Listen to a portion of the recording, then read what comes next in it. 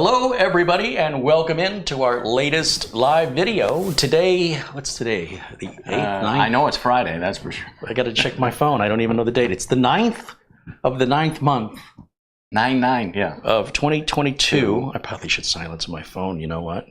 We're running a little bit late because I just set up another camera. Let me know what you think of the video quality of this camera. This is a completely different camera. We're gonna continue running the audio off of last week's camera because the audio seems to work really well. So how's our audio? Are we getting a 5x5? Yeah, let us know what the picture and audio quality are. And welcome in to all our good friends here. I see joining us in the chat, including but not limited to, of course, our good friend Peter Laycock. Peter also sent an Amazon gift card earlier, and as always, thank you so much, Peter. Our good friend Rick Lakes contributes $15 in Super Chat contribution. Of course, thank you to Rick Lakes. And to all our familiar names and faces here. Well, I guess they're not faces. There's Luke Greenia joining us from Vermont. 3D Everything, The Greek. And Chris Garrett is in there. Mark Baggett. Peter Laycock contributes 20 pounds in Super Chat. And he says, good evening, Carrie and Mitch and everyone in the chat. All the best from Bonnie, Scotland, where the temperature in Edinburgh, am I saying that right? Edinburgh?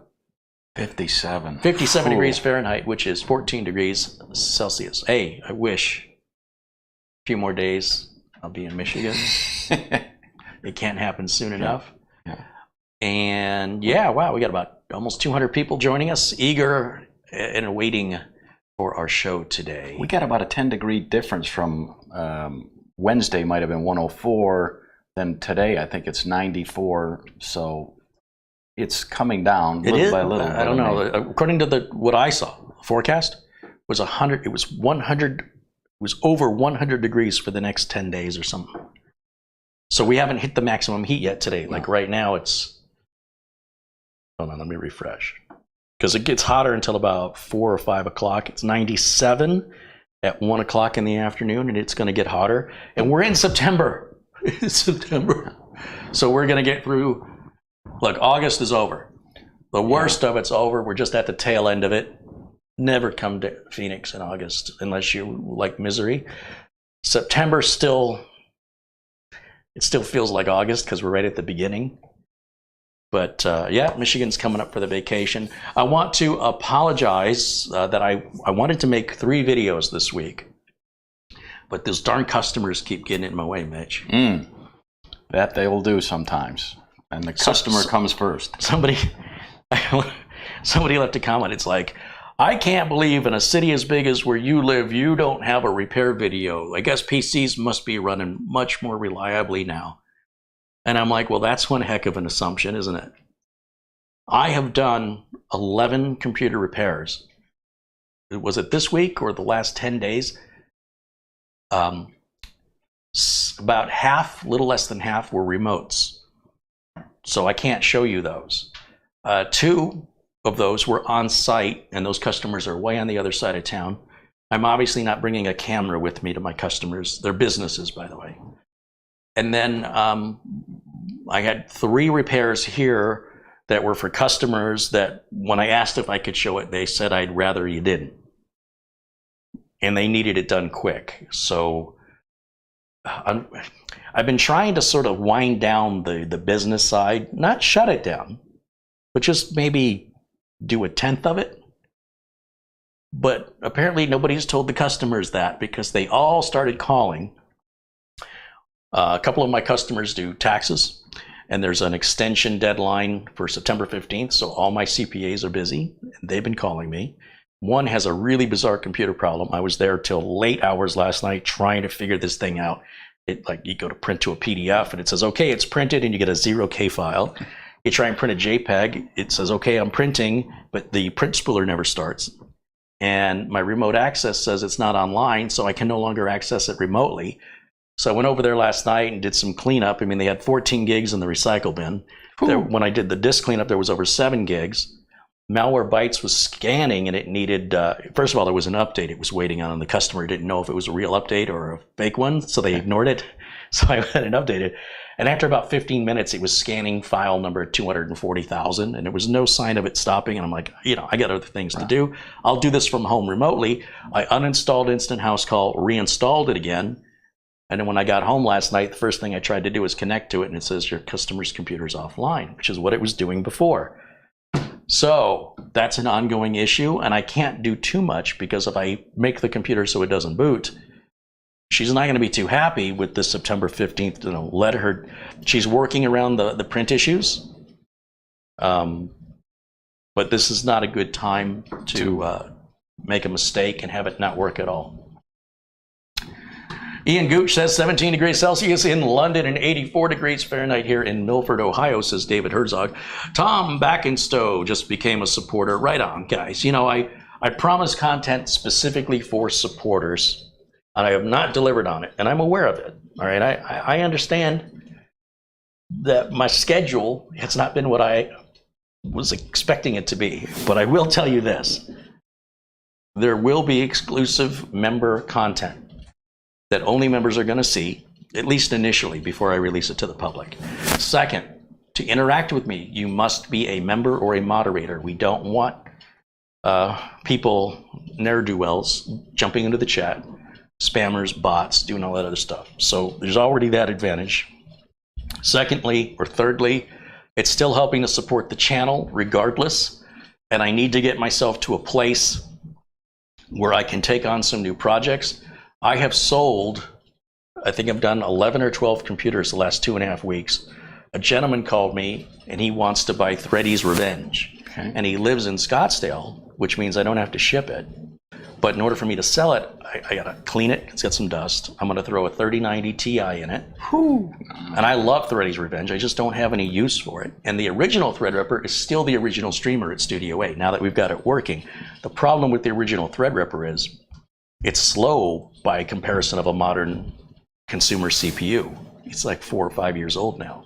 It's solid as a rock. It works great. It's just not as fast as, but Thready's Revenge is super fast. And I can't remember what I put in it. I got to go through the inventory, figure out what I paid for it. I think it's around, I want to say it's $6,000 in parts that I was able to pick up for around $4,800, $4,700, but with sales tax, it took me right to about $5,000. And then I need to discount it a little bit since it's like a year old. And then I'll sell it. This guy wants to run multiple virtual machines, and this is an ideal platform, and I never thought anybody was going to buy it. So I had to go over to Studio A, it's also something I had to do this week, and load up Thready's Revenge to bring it back over here. I just knew I was going to use it someday. I didn't. So anyway, I'd like to get that all done before I leave for vacation. And I got 2 other machines sold that already went out 2 days ago, 3 days ago. And then prior to that, the tax person, I've got a machine I got to deliver to them by the end of next week. So the good news is I'm moving a lot of computers. All those computers that you and I built on this channel that we started, they never got finished, folks. So I had about 60. I think I'm down. I've got 9 in the other room, and then there's a couple other little ones around. So basically, there's 9 motherboards that are prepped waiting for cases. I'm going to have about 4 or 5 computers that are older machines that are being retired. I'm going to clean those up. Those will be veteran giveaways. I don't know if I'll get to any of those before I leave. And I've got the Train PC. I need to take it back apart to get that little rubber sleeve off, because I think the heatsink's not sitting, but everything has to come out. Yeah. But I'm going to do that off camera. So if I'm not making videos, it's not because I don't have any ideas or I don't have any content. It's because I got customers. My phone rang off the hook with support calls. One customer was still using Internet Explorer, and they kept getting a message with their Cox email saying that, you have to upgrade your browser. She doesn't know what any of that means. She's like, an 85-year-old lady, and she's like, I don't know what this is. And she called me on Labor Day. Like, really? You're going to call me on Labor Day? I wanted you to labor. All right. And I don't charge. She's a really nice lady, and I like her. And I don't hear from her but maybe 2-3 times a year. She says, let me pay you. I said, it's fine. She goes, when you come over next time, I'm going to write you a check. I said, okay. I'm okay with that, but you don't need to pay me right now. And all I had her do was just download Chrome. And I ended up connecting with Instant House Call. Okay. And she's just got an icon that says email. And of course, it still opens to Internet Explorer. I don't know how she was able to use Internet Explorer instead of Edge on Windows 10. So, and it's not in the installed list, so I can't uninstall Internet Explorer. So what I did was I just deleted all the icons and recreated the shortcuts for her with Chrome. And now when she double clicks it, boom, it opens. And now she's so happy. And it's that easy, you know, but all that stuff takes me away from working. And then, of course, my sister made me this cool little thing down here on the table, which can I turn it on? Does it show? There it is. And it's got like it'll cycle through different colors. Nice. She's got this machine that she can make stuff like this now. So it's called a Cricut. But that lets her explore her creative side. So I was like, all right, well, there's one more thing that can take up room on the bench. Because, you know, we have all this bench space.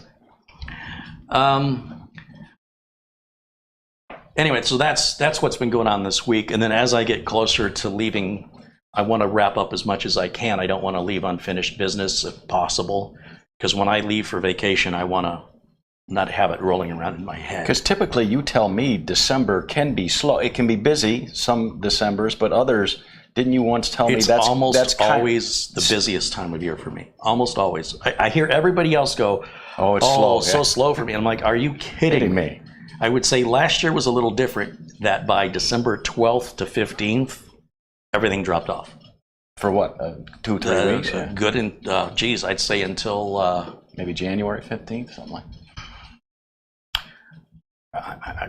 I think I'm trying to remember if I had some calls between the 26th and the 1st with some businesses. I can't remember, but it wasn't the way it had been in years past, because it used to push me right up to about December 23rd. So I got a week before Christmas, everything was slow. Now, if that happens this year, then that just means there's more stuff I can do with the machines I've got here to get them done, as well as making more videos as I want to. Because didn't we broadcast New Year's Day last year? I thought we did. We did a New Year's Day show. Did we? Yeah. Well, if I'm doing a show on a holiday, that usually means things are slow. Oh. So yeah, that's pretty unusual. I remember going out and not having too many blue moons, you know, because I knew we were doing a show the next day. Nelson says he loves the Toto shirt. That thing really pops on this camera, doesn't it? Yeah, it does. Oh. What do you think? Does camera 1 look better, or does camera 2 look better? Last week. That's camera 2, camera 1, camera 2, camera 1. Which do you prefer? Dennis, who is Toto? Can Mitch explain? Well, Dennis, they're a rock band that has been together 43 years. Everybody likes, universally. Yeah, they live in Southern California. They were a group of studio musicians before becoming a band, and they all played on an album by Boz Scaggs called Silk Degrees, where they were studio musicians, and after helping him with that album, looked at each other and said, you know, we sound pretty good together. We ought to form a band. So in 1978 was their debut album with one of their biggest hit songs, Hold the Line, and this album won 4 Grammys, Album of the Year. Of course, this Toto 4 has Africa on it, Rosanna. 99? No, that was Hydra. That was the second album. But Africa, Hold the Line, Rosanna, 99 are the only 4 Toto songs I know. Pamela is a good one. I don't know Pamela. There's also like Georgie Porgy or something. That's on the first album. So they're very slow, easy listening type rock, except for Hold the Line. That's their only rock and roll song. But I think everybody knows Africa. Yeah, that's one of those songs. I've never met somebody who says, "Oh, turn that song off. I can't stand it." Yeah, I've never met that person. If they don't care for it, they at least, it's not like it's hurting their ears. And again, I play the game with a program called Touch Tunes, where restaurants and bars have a jukebox that through an app on your phone, you can pick songs. So I stand outside the bar, put on Africa, then I walk through the door wearing a Toto shirt, and guys kind of mid-sip hear the song, I'm coming through with a Toto shirt, and the guy goes, I think I'm in the Twilight Zone. That's impossible. And it's how can that song come on when you're coming through? And I'm like, you got to have entrance music. Well, someone was mentioning to you how you should listen to Mr. Mister's new album. And, and I've only heard 2 songs by Mr. 3. There's Kyrie Lay, Broken Wings. Broken Wings, and Is It Love? And I went back to listen to Mr. Mister based on this viewer making that recommendation. And he wasn't making it for me; he was making it for you. Okay. And I'll be damned if he's not right. If he's not exactly right, that Mr. Mister's music is that easy listening, soft rock, adult music, except for one rock and roll song, which is It Love? They don't have another song at all like Is It Love, and Toto doesn't have another song like Hold the Line. There's just not another rock and roll song. These are like yacht rock type music. And trivia, Mr. Mister was formed right here, Phoenix, Arizona. I think the Tubes are from Arizona. So yeah. And the Gin Blossoms are from Tempe. Tempe. Of course, I don't care for their music, but ask me in 20 years, I'll probably like it then. I hated Van Halen. If you're alive. If you're alive. Oh, okay, we'll all be good. Yeah. Some people talking about being into country music. I grew up in Detroit. Well, we both were from Michigan, so country music. I mean, maybe in southern Detroit where the farms, southern Michigan where the farms were, but Detroit was Rock City. You know, Detroit Rock City is the name of the song by Kiss.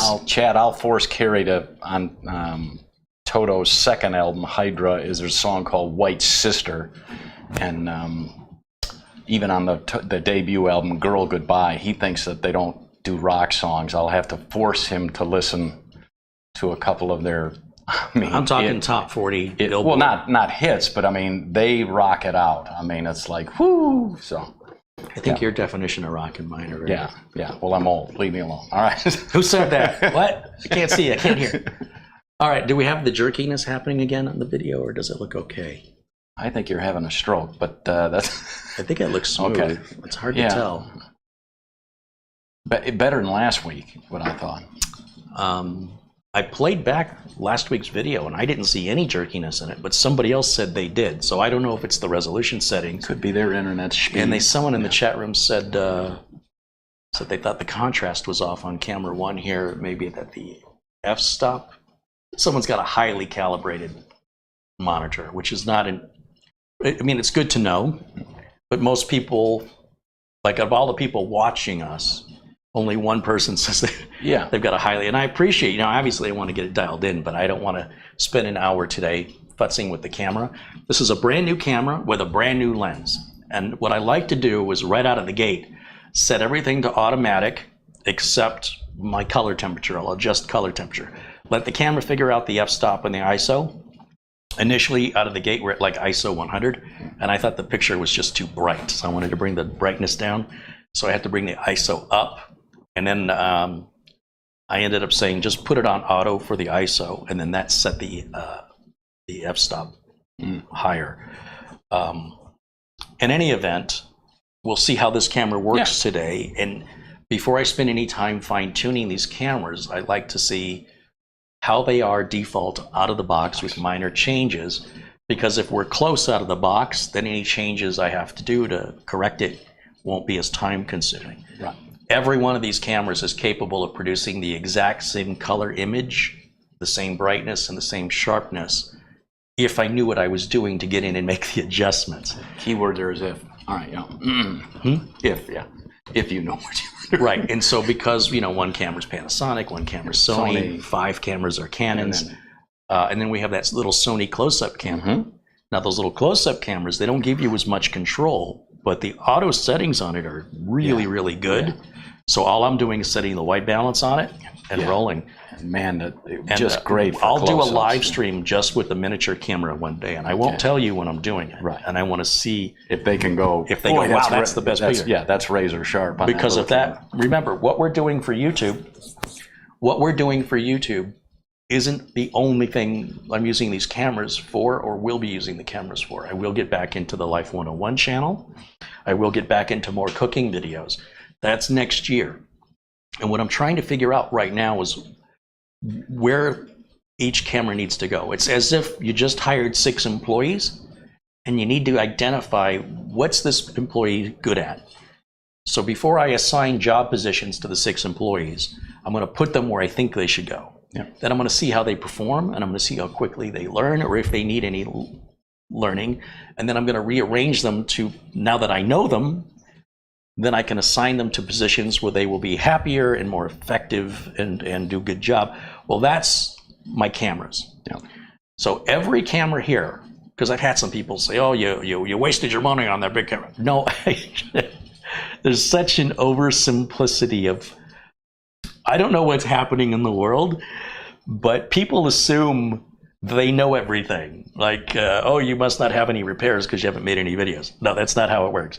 Well, you wasted your money on the camera because it doesn't look better. Okay, but it's going to do, I have other plans, and part of it involves me learning these fancy camera settings.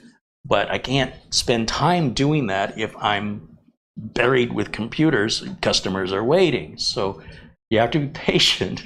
And that's why I ask you for your feedback, because that's going to ultimately, based on how you guys are responding to the different cameras, I'm going to use that feedback to decide which one I'm going to do first and say, okay, this one's going to be the main.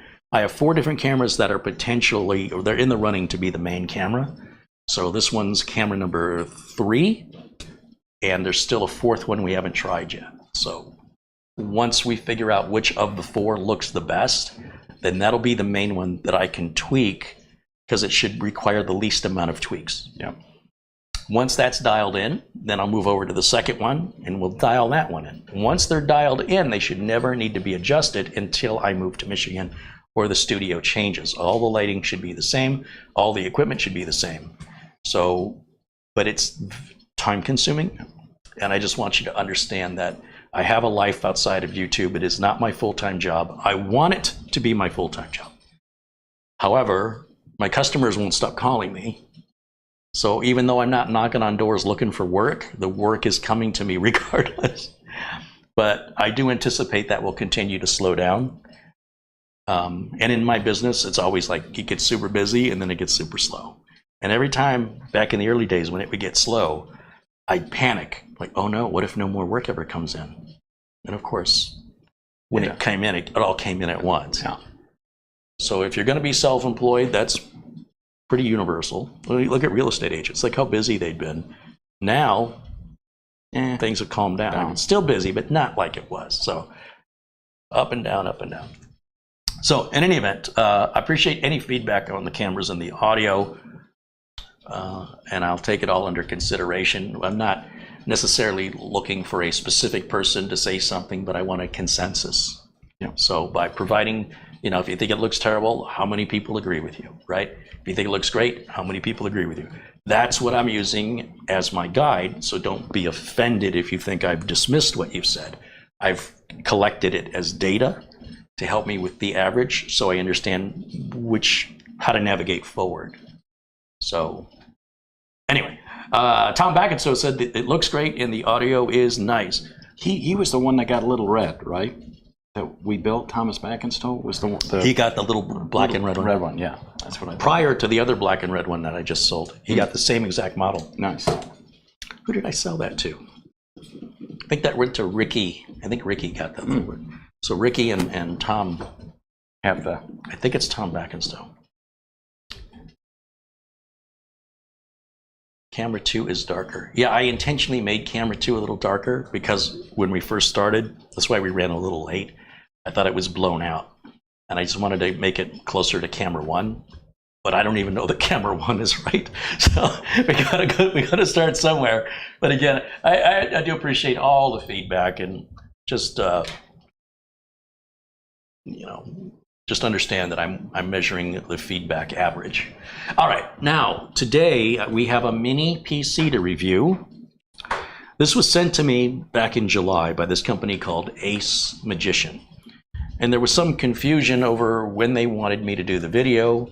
Usually when a company sends me a product for free, they want me to review it yesterday.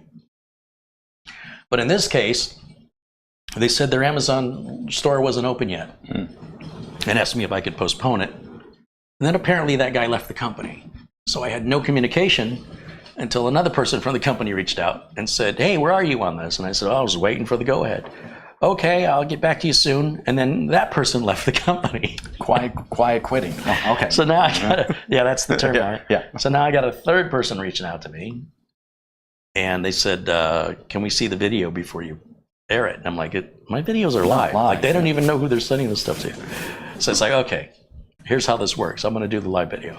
Well, when are you going to do it? Can you give me a date and time? I said, I don't know. It'll go live. And they said, well, we want to offer a 20% off coupon code for your viewers. I'm like, well, go ahead. What are you waiting on me for? So I don't know what's going on over there. But they seem like nice people, if not a little bit confused.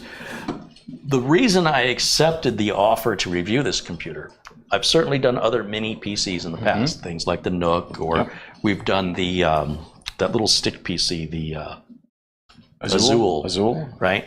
But this one's like a little Nook that has RGB lighting, and they're calling it a gaming PC, even though it's only using integrated graphics. So I guess if by adding lights, that makes it a gaming PC. But regardless of that, I think it's a pretty cool computer that might be good for somewhere where you have very limited desk space. Maybe a child's room, children's rooms are used as well. Or maybe even a media center PC if you don't mind having the lights blinking. I think you can turn them off. I would hope, yeah. And let's get Camera Girl to work, and we'll get the close-up camera on, and we'll unbox this live on camera. And friends, all the opinions are his own. About what? About your review of this. Oh, well, you can have your opinion too. Can I? Okay. All right. That's my opinion anyway. All right. All right. All right. Well, let's see. We're going to grab the little. This is what we're using for close-ups now. Little Sony $1,300 point and shoot. And man, RX100 Mark VII. And it's sharp. Whew. If this ends up being a good main camera, I'm going to have to buy two, right? Because I can't. I'll need one for the main and one. Yeah, that's true. But it's also much lighter weight. It's got a heck of a zoom lens on this thing, and even has a pop-up viewfinder. Like how they fit that in there, I'll never know. And it has a built-in flash right there. And it's a 1-inch image sensor, which is exactly, this right here is a full frame camera. This is my only full frame camera. And I was curious when we set this up how the set was going to appear, if it was going to be wider or taller because it's full frame. Because the position of the camera hasn't changed. It's sitting on the same tripod and the same tripod head as all the other cameras. So if you notice that the image might be taller or wider, I'm curious about that because this is a full frame camera. So this is a 1-inch sensor here. Let's go ahead and turn this on. I'll hand that over to you and let me, yeah, I'm stepping on the cord. And we'll do the unboxing with the close-up camera. And everybody always likes the close-up camera's video quality, which is frightening that that's the cheapest camera and the easiest one to set up. All right, let's turn off camera 3. Let's go to camera 2. There, we're on camera 2, so come on over.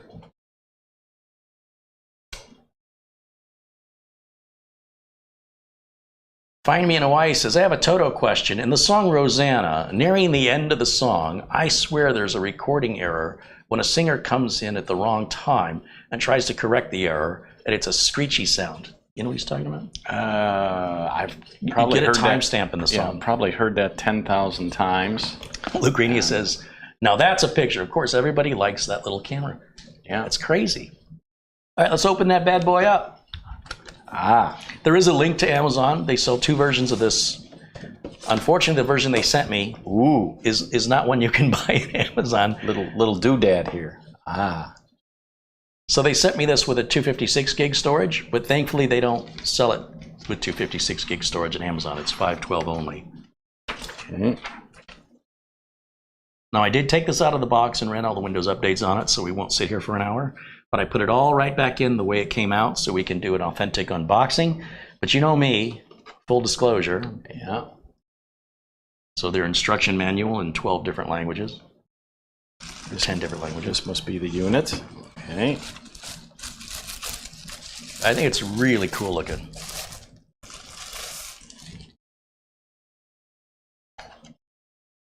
Go ahead and just set it up right and let her move the camera around it. Okay.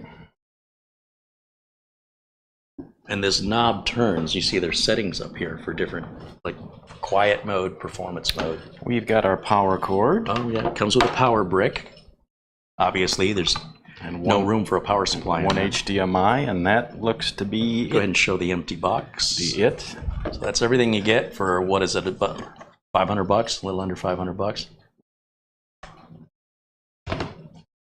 So put that stuff back in the box. And then what we're going to do is turn it on, and we'll see how long it takes to boot. And we'll verify our storage, our RAM, and our processor, and show you the RGB and how pretty it all looks.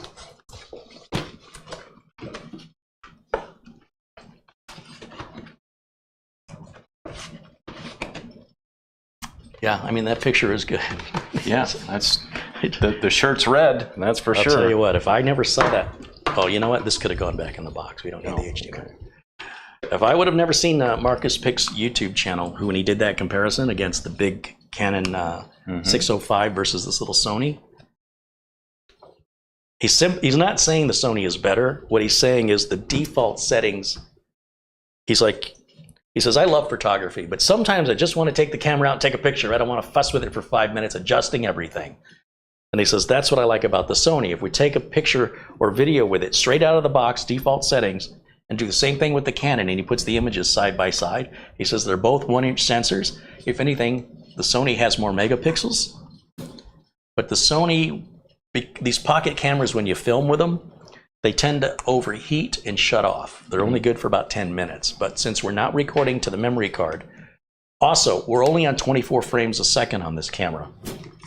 And I did that so the camera's not working as hard, and I don't think anybody's ever noticed. What have we got? 2 USB 3.0, a display port, an HDMI port, and I'm going to assume would be a gigabit Ethernet along with the barrel jack for the power on that side.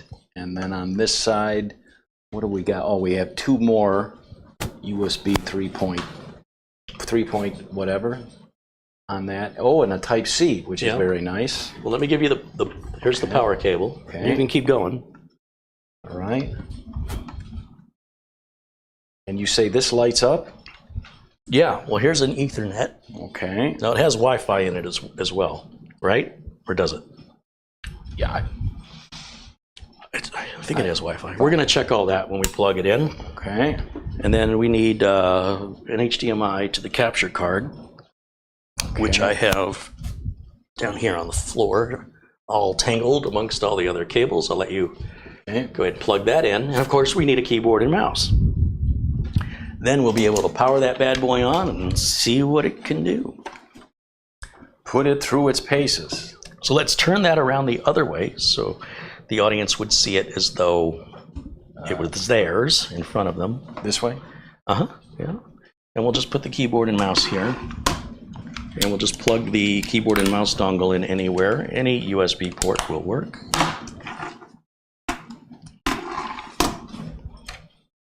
Okay, now I'm going to put us back over to camera 1.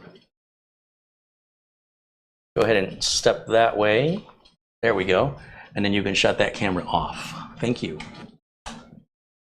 How was that for close-ups? Mighty nice. Now, compared to that picture you just saw to this picture now, I'm kind of curious how close they are. Does the Sony camera have a temperature issue? It will. If we're recording video, and especially if we're outdoors, in about maybe 10 minutes. Indoors, also, if we're doing 4K and we're doing, 120 frames a second, I can't remember how high up frames, and I think I'll do 960 frames a second. Jeez. But that's going to generate a lot of heat. The large camcorders have fans, and you can run camcorders 24/7. They never have to shut off. So for professional productions, you really want, you can't shut your production down because the camera overheats. DSLR cameras also overheat. That's what they shot with when I worked over at Newegg, and they overheated all the time. And why they weren't using camcorders, I'll never know. But my understanding is they've since upgraded all that equipment. But we used to fill up the memory cards and the camera would stop recording. We'd have the forklift backing up in the warehouse, and then we'd have to stop recording because of the noise. We'd have the camera shut down because it overheated. And then they had these old camera batteries that just weren't holding a very good charge. And they had four SLRs. Okay. And so randomly, they'd just start shutting down, and you had to figure out why. Right in the middle of trying to do a video. And, you know, hey, the forklift didn't make any sound. I didn't screw up my lines. It's a good take. That camera over there shut down. So they'll have 4 cameras on me at any given time. And sometimes it was fine. They didn't need the one that shut down. But other times we have to do it again. Then you got to do it again, and then there's the forklift, or there's the other camera now. So with a camcorder, you never have the overheating problem. But again, we're not recording. We're running the camera video output right into the back of a capture card through OBS. The new version of OBS just came out, 2801. So we're using that today. It came out, I think, 2 or 3 days ago was the final. I was using the release candidate before. That day we couldn't get audio to work. That was my bad. So all I'm trying to do at this point is settle in on, again, what's going to be the main camera. If that little camera is superior and everybody prefers it, it's not like I have to have a big main camera. I do have reasons to have those big cameras, like especially if I start doing the cooking videos again, and the Life 101 videos is just me talking as like a close-up, and this camera with a different lens will just blur the heck out of the background, so it forces your focus on me. So for that kind of vlogging or blogging, I guess it's vlogging, it's really ideal for that. So this camera is the Sony A7C, in case you were interested. And I bought a Tamron 28-200. I think it's 28. That's a good full range lens. So I'll take that with me to Michigan.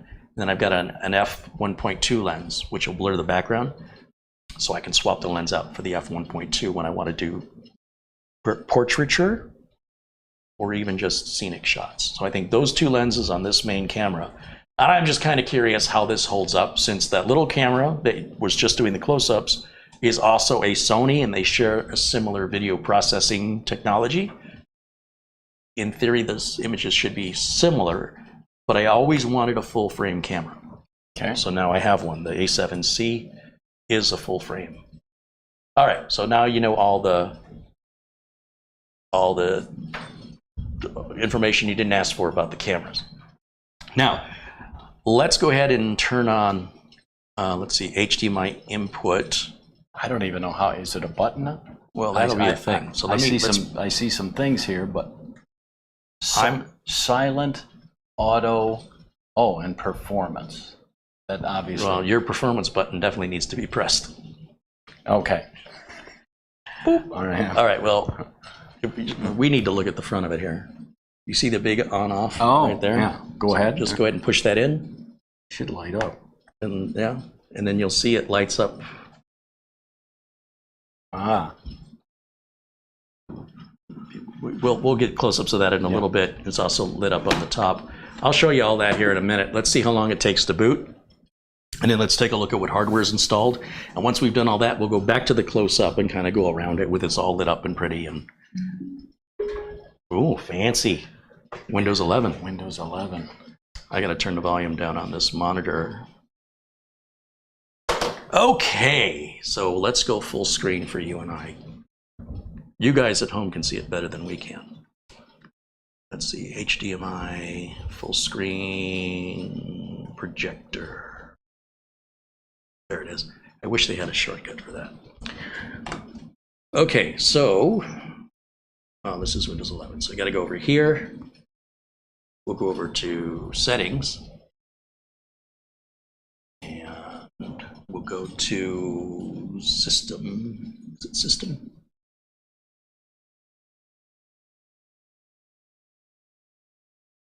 Just type in the word system, S-Y-S-T-E-M. You missed the S. Mm-hmm. Did I? System. S.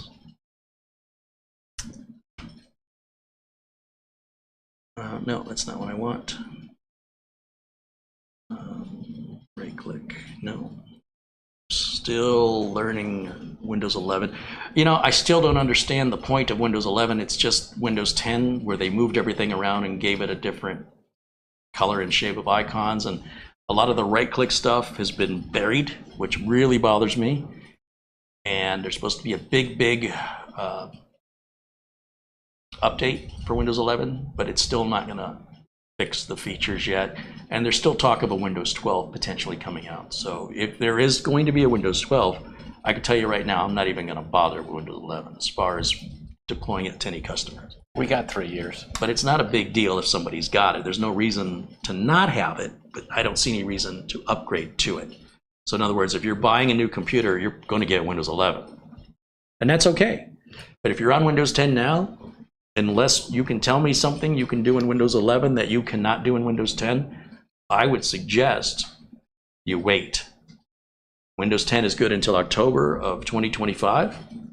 So when we get into 2024, then we'll definitely know if there's a Windows 12 by then. If it's still Windows 11. Or lucky 13. Or like I said, if you get a new computer that comes with it. Or you're somebody who likes to tinker. But if you like to tinker, please don't reach out with your questions and problems. Because you did that to yourself because that's what you wanted to do. I didn't want to do it. Just so we're clear. But of course, you can always ask your questions in the chat room during our live sessions at any time. We have a lot of very knowledgeable folks here in our community, very kind and knowledgeable, who will know a lot more about Windows 11 than I do at this stage. Maybe in the spring, I'll start to play Windows 11 on a professional level, but for right now, I'll deal with it when it rolls in, like, for example, here. But this may not be the future. This may be like a Windows Vista. It might be something like I went from Windows 7 to Windows 10. I skipped over 7 and 8 personally. Okay, so I wanted to look at the system specs. So let's just type in, let's do MS Info 32. There you go. And let's see what we have in here. Windows 11 Pro. Hardware resources. Components.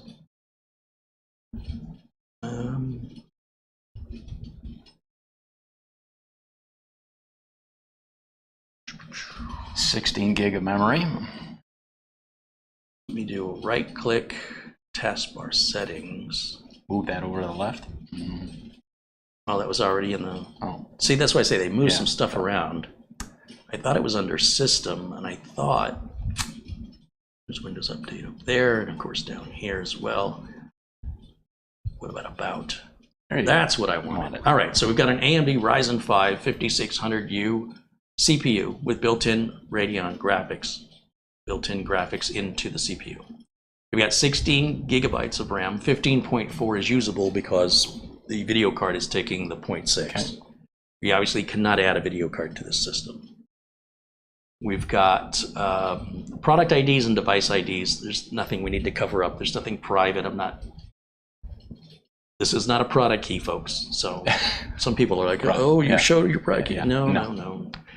We got Windows 10 Pro version 21H2. It should be the latest. Windows 11 Pro. Sorry. You said 10. Sorry, you're right. I did. Because I saw 21H2. That's why. So 22H2 will come out for Windows 11 here in the not too distant future. There's probably some updates as well that we're missing. What was our storage? 256? I'm going to check that right now. You're reading my mind. Okay. We'll go over to this PC. It's very easy to do. All right. We'll go to properties. Please. Yeah, so they don't sell this with a 256K or 256 gig drive on Amazon. I was confused. Like, why are you sending me a unit you don't sell? Mm-hmm. Wouldn't you want to send me the best unit, not the cheapest one? For a review, yeah. Anyway, they did what they did. So with just Windows on it, it's going to take about 35 gigs, and then you're left with 200 gigs. Okay. Now, you can add, I think there's a memory card. Is there a memory card slot in here?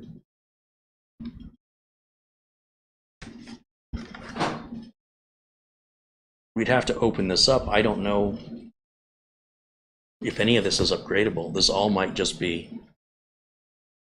What you see is what you get. It might be. Yeah. I don't see a memory card slot. That's unusual. They usually have a like a micro SD card or something. This one does not appear to have that. I'm not even sure how this will open, quite frankly. I don't see screws. I don't know how this opens.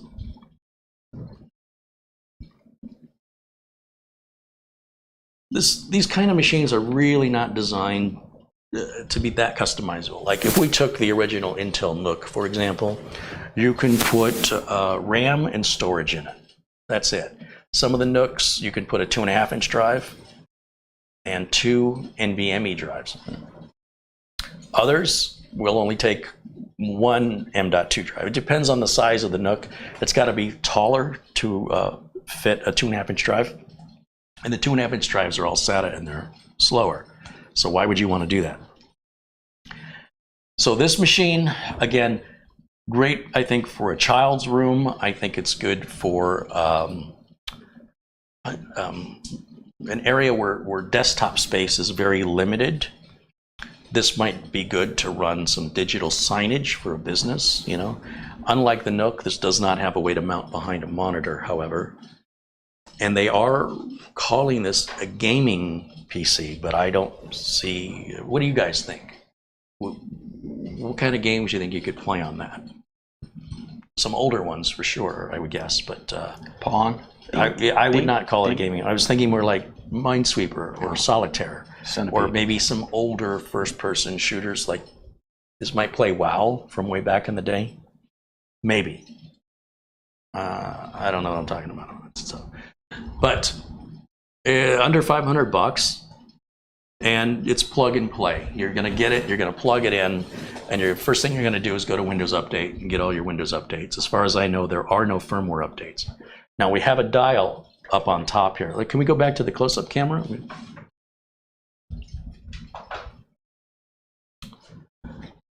And I'm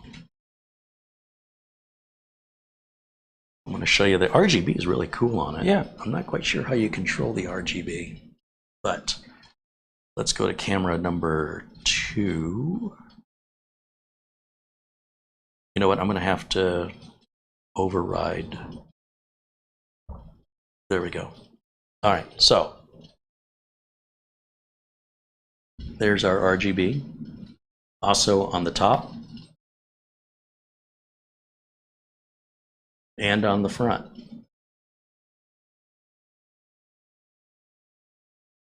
Now, if you notice this round wheel, it's got a little arrow on it. And if we move it to here, it's silent. Okay. I guess it shows headphones for some reason. The middle is auto. And then what'll be your right, if you're watching at home, performance, and the light, power light goes red when you're in performance mode. Okay. So auto performance, it's blue, and silent, did it change to, oh, so auto is green, silent is blue, and performance is red. Okay. Now, as to how to control the RGB lights as far as changing their pattern or turning them off, I don't know. I would imagine there's a way to do it, but it doesn't seem to be. So if you push in on this whole button, that's your power button, this whole thing. Yeah. So if we tap that, it's going to shut down. But I've never seen that before on a portable computer. Right. This idea that you can make it a quiet, you know, won't run at higher performance if it's in quiet mode. Because higher performance generates more heat, requires the fans to spin faster. And then with regards to controlling the RGB, there's no buttons. Basically, just the ports that Mitch described up front, your 2 USBs, Type-C is another USB, so there's 3. You've got an audio jack here, which doesn't tell me if it's a headset or if it's headphones. I'm going to assume it's for a headset since it's gaming, right? Yeah. So it would be a headphone and microphone all in one jack. And then in the back, we're using many of the ports just to get this on. Power, network, HDMI, display port, and then 2 more USB 3s, which we're using, one for the wireless keyboard and mouse. So this is not a power-hungry user's computer. This is something that's pretty robust as far as not hot. you know, you could probably knock it around since there's really no moving parts in it. Hasn't been running long, and it's not. Well, we've only now just put it in performance mode, and we haven't actually asked it to do anything difficult. Ah, I hear a fan chat. Oh, I thought you were listening for the ocean. No. Let me look at the chat. I haven't been looking at the chat. But I do hear a fan. Oh, I'm hearing it now. Let me move my microphone to it.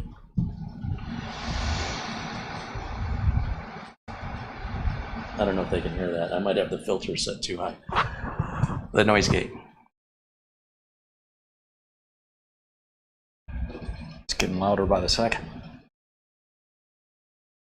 It is getting loud, isn't it?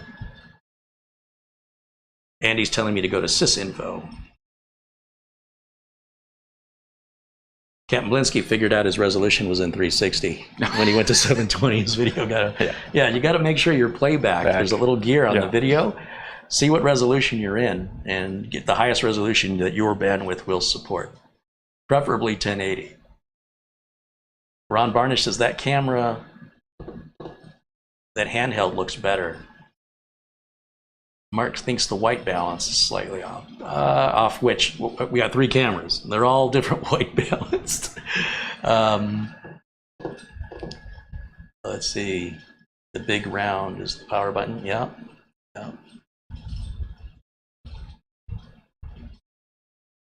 BH Ringer said system and about. Yeah, we got there though, didn't we? I figured it out. A little rusty.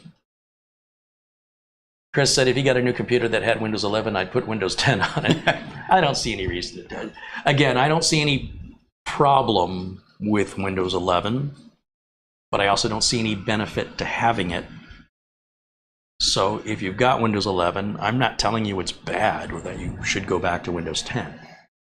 What I'm saying is Windows 11 just seems like Windows 10 with a facelift.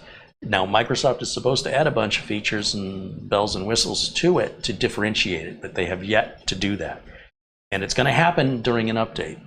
So what Microsoft is doing is they're being very, very cautious, and they're releasing things just a little bit, not in full force. Like, there's a feature we're adding, but it's just like a light version. We want to see the public's reaction, and we're going to figure out. So Microsoft hasn't yet decided what they want Windows 11 to do differently than Windows 10, other than the TPM and CPU requirements. That's the only thing they've really settled on, and even that is subject to change. You got the loss to the top of your head, Mitch. Well, I'll tell you, we're not even doing anything, and in performance mode, that fan is really spinning. Can I try back on auto and see if it shuts off? Ryan wants to know if I think Windows 11 may not be successful. That's really in Microsoft's court, right? If Microsoft wants to, they're going to keep upgrading it. Yeah. Did you change it out of performance mode? Yeah, to auto. All right. It's slowing down, but the fan's still going. But it's not. Put it on silent. See how quickly it takes it to react.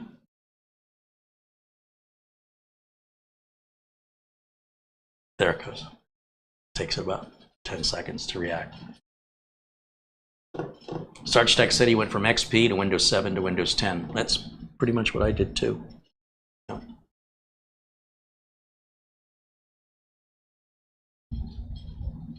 Yeah, Windows 8 with the tiles. I loaded it up on a machine, looked at it, and went, Windows 11 might be okay after it matures after a while. Oh, well, and then, we talk about maturity. Let's talk about maturity.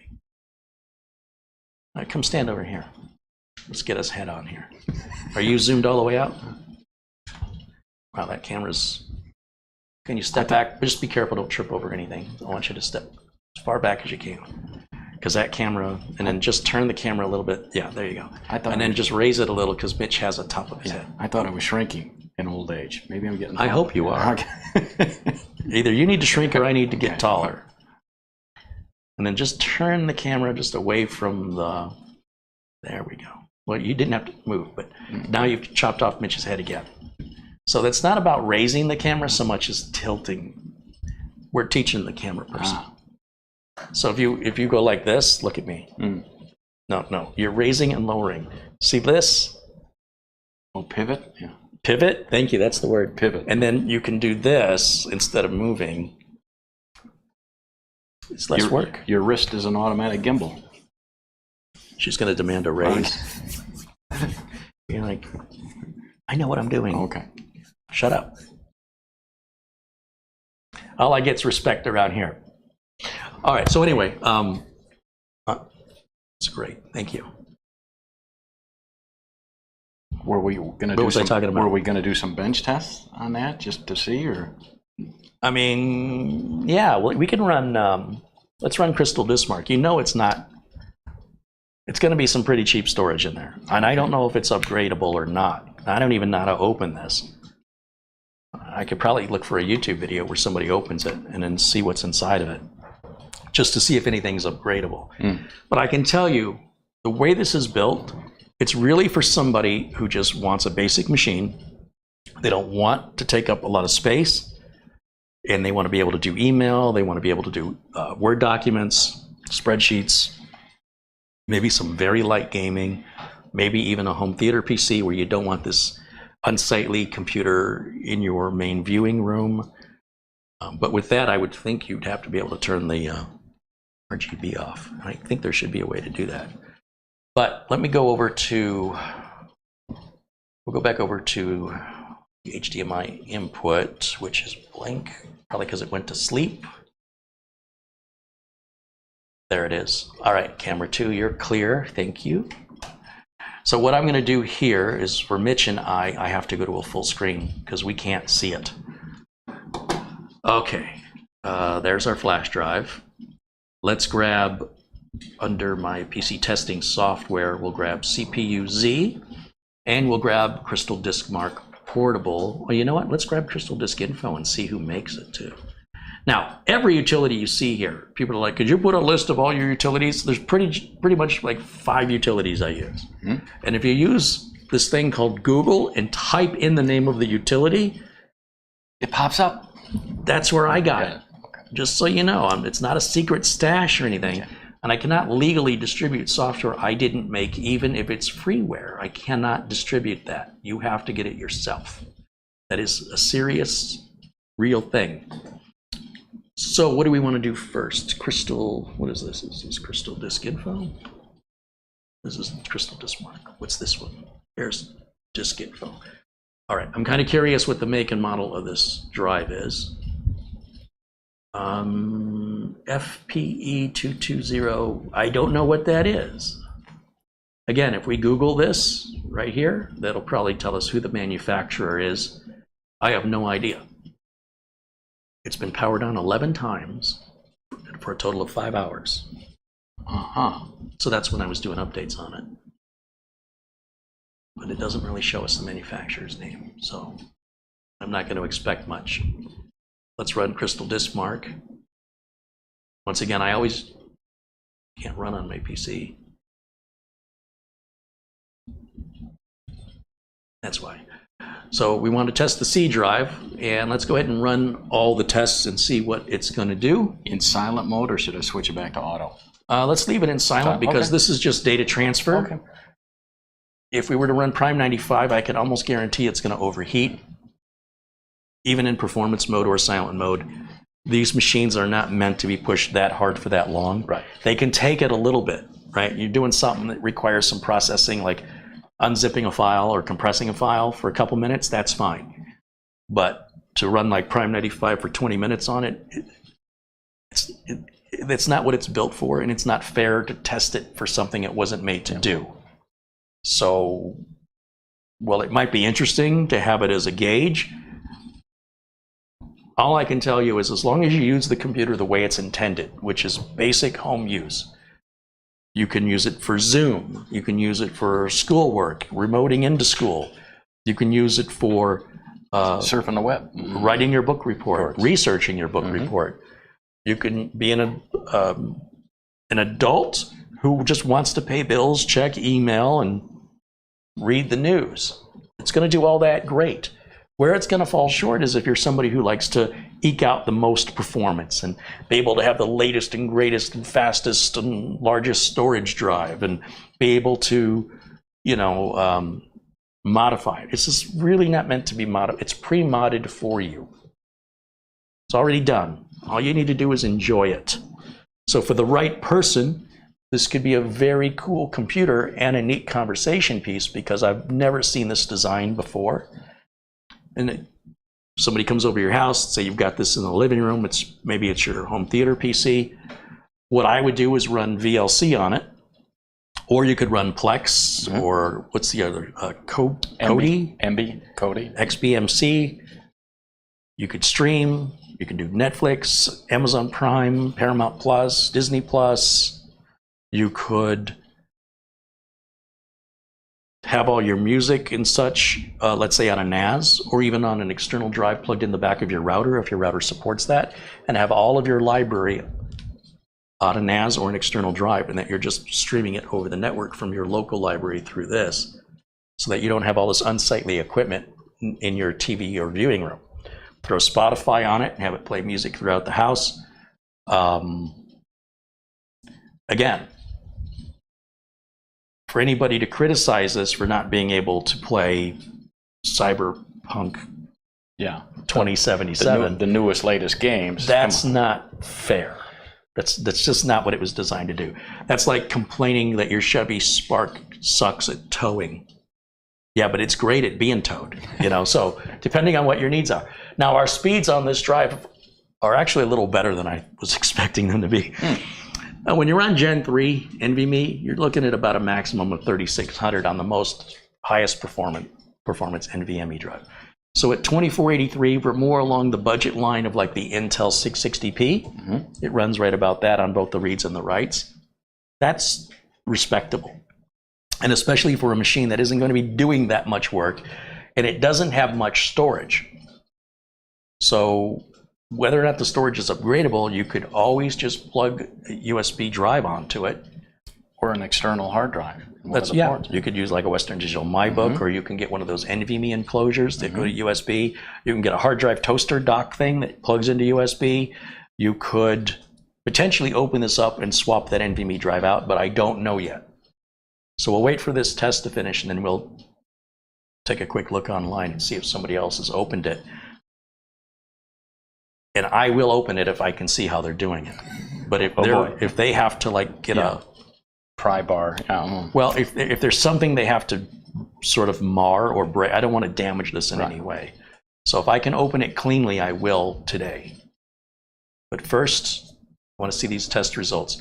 So there's our final numbers for the most part. It's almost done, but so about 2,500 on the reads. It's about half on the writes. That's normal on a budget solid state drive. If I had a complaint, the drive is way too small. You're just not going to do much with 250 gigs, 256. Yeah. I will say most home consumers aren't using more than 100 gigs anyway. But I'm sure that our average viewer is not an average home user, because they obviously have a deeper interest than most home users have. Did you say you purchased a 4 terabyte NVMe? Did I hear that like last week that you bought one of those? Yeah. A 4 terabyte NVMe. That's what I upgraded both my laptops to 4 and my did that years ago. Okay. They're pretty pricey, aren't they? You and I put an 8 terabyte NVMe in Big Beast. It was $1,200. Oh, 8 terabytes. 8 terabytes. On a thing the size of a stick of gum. Yeah. God. Yeah. It's got chips on both sides of it. Yeah. All right, let's go back to the main camera so people can see us. Chocolate, I hope. Okay. No, not that kind of chips. All right. Yeah, let me go full screen here. Okay. And I just got 2 super fast Gen 4 drives. Gen 4? Yeah, and Gen 5 will be out soon. So each time the speed doubles, right? That's the way technology works. Like when SATA came out, SATA 1 was 150 megabits per second. SATA 2 was 300. SATA 3 is 600, and that's where they topped it off. Can't go any faster. It's a limitation of the technology. So then they introduced NVMe, which was initially was just called, in the original NOC I did in 2013, I put a little Mushkin, I think it was a SATA drive, but it's about that big. And it's still working today, by the way. Mm-hmm. And that was like what they called an M drive. Okay. Now the follow-up to that was M.2, or also called NGFF, Next Generation Form Factor. So NGFF and M.2 are saying the exact same thing. and neither one of them is clear. I don't know how they thought NGFF is too confusing, so let's just call it M.2. So now you got two names for the same thing, and neither name is very descriptive. So when they went to PCIe Generation 3 with 4 lanes, so they had 2 lanes and 4 lanes. The ones that only had 2 lanes did half the speed because they had half the amount of traffic. So everything now you'll see X4, times 4, or 4 lanes of data path. So Gen 3 by 4 can run up to 3,600 megabytes per second on a sequential read. That's the best you can expect unless you've got some kind of cache running. PCIe Gen 4 instead of Gen 3, what's 3,600 times 2? 7,200. So you can expect up to 7,200 out of Gen 4. So when I tell you Gen 5 is going to double that again, what's 7,200 times 2? 14.4. So you're going to get it 14, 15, somewhere between. Usually initially they don't top it out. They'll probably start around 12. And then when there's Gen 6, what's that going to be? Turbo speed. Yeah. 28.4. Yeah. That's easy to predict this stuff. The 2 hottest, what they call face-meltingly fast, that's what PC World, are the Western Digital Black SN850X and the Seagate FireCuda 530. Now I'm going to bring these up to the camera so you guys can see them closer. Now, Western Digital recently had this on sale, my thanks to a viewer for pointing it out, for $550. 4 terabytes. And I was on Amazon and it was like after tax, it was like $783. And I guess I thought I was ordering 8 terabyte. I don't know what I was thinking, but I'm going to be doing a 12900 build after I get back from vacation. I'm slowly collecting the parts and I want the fastest possible drive. Well, this is not the fastest possible, but it's really, really good for the price, but not at 700. Anyway, so a viewer reached out and said, hey, you can buy this directly from Western Digital. It's $150 off. Huh. I think the suggested retail was $699 and they had it for $149 or I'm sorry, not $149, $549. Okay. So I wanted to return this to Amazon where I bought it, but it didn't come from Amazon. It came from a third-party seller who had all of these restrictions. If you've taken it out of the box, there's a restocking fee, that you got to pack it exactly the way we packed it, blah, blah, blah, blah, blah. And why are you returning it? I said, because it's $200 cheaper buying direct from the manufacturer than what you sold it to me for. And they emailed back, sorry for the inconvenience. She said, as long as you haven't opened it, if it's in factory packaging, you put it back and send it back to us the way we sent it. Once we receive it, we'll give you a full refund and we apologize for the trouble. $200. So anyway, I went ahead and ordered off of Western Digital Direct and bought it. So that's 4 terabytes. But this is supposedly the fastest 4 terabyte. Now, this is the Seagate FireCuda 530 4 terabyte drive. Now, if you look at the price on these, about $800. But I went on eBay and there's a seller selling them for again, around $550. And the seller had good feedback. And it was one of those where, you had to sign for it. So I'm waiting around all day for UPS to show up. Now, as you can see, these are both factory sealed. I'm a little concerned that, when you're buying from eBay, you just don't have that peace of mind you do with Amazon. At least I don't. But this seller has a ton of feedback and had more than 10 of these available, and I wasn't the first one to buy one, and everybody else's feedback was good. So I'm assuming wherever they got it, they're not marking it up as expensive because they had a case of these. Anyway, I'm probably going to use this because this is the faster of these 2 drives, but this one's the cheaper one.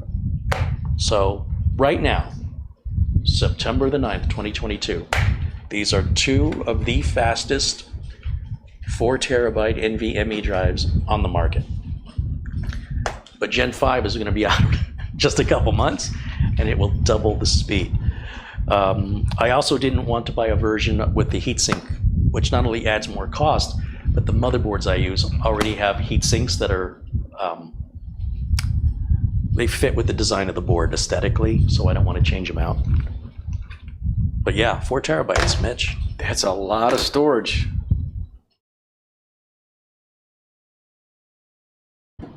Maybe I'll use them both on the 12 channel. Then I can compare them side by side. I'll just have it. The motherboard, I think, has 3 M.2 slots. And so I'll run them both and we'll do a side by side comparison on them. And hopefully the price will come down by the time I get the video done, which will be after I get back from my trip.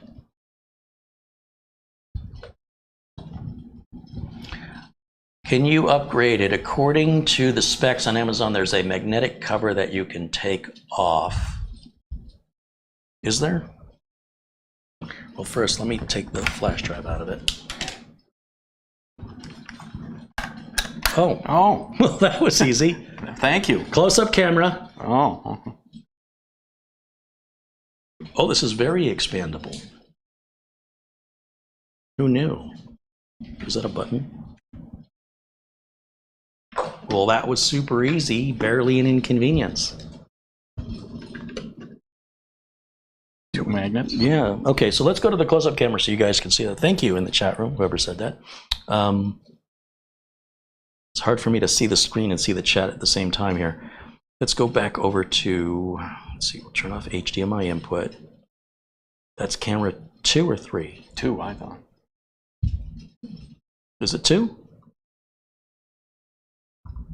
Yes, it's 2. Come on in. So first, let's take a look at the cover. There's 2 magnets. That was 2 holding round it. circles.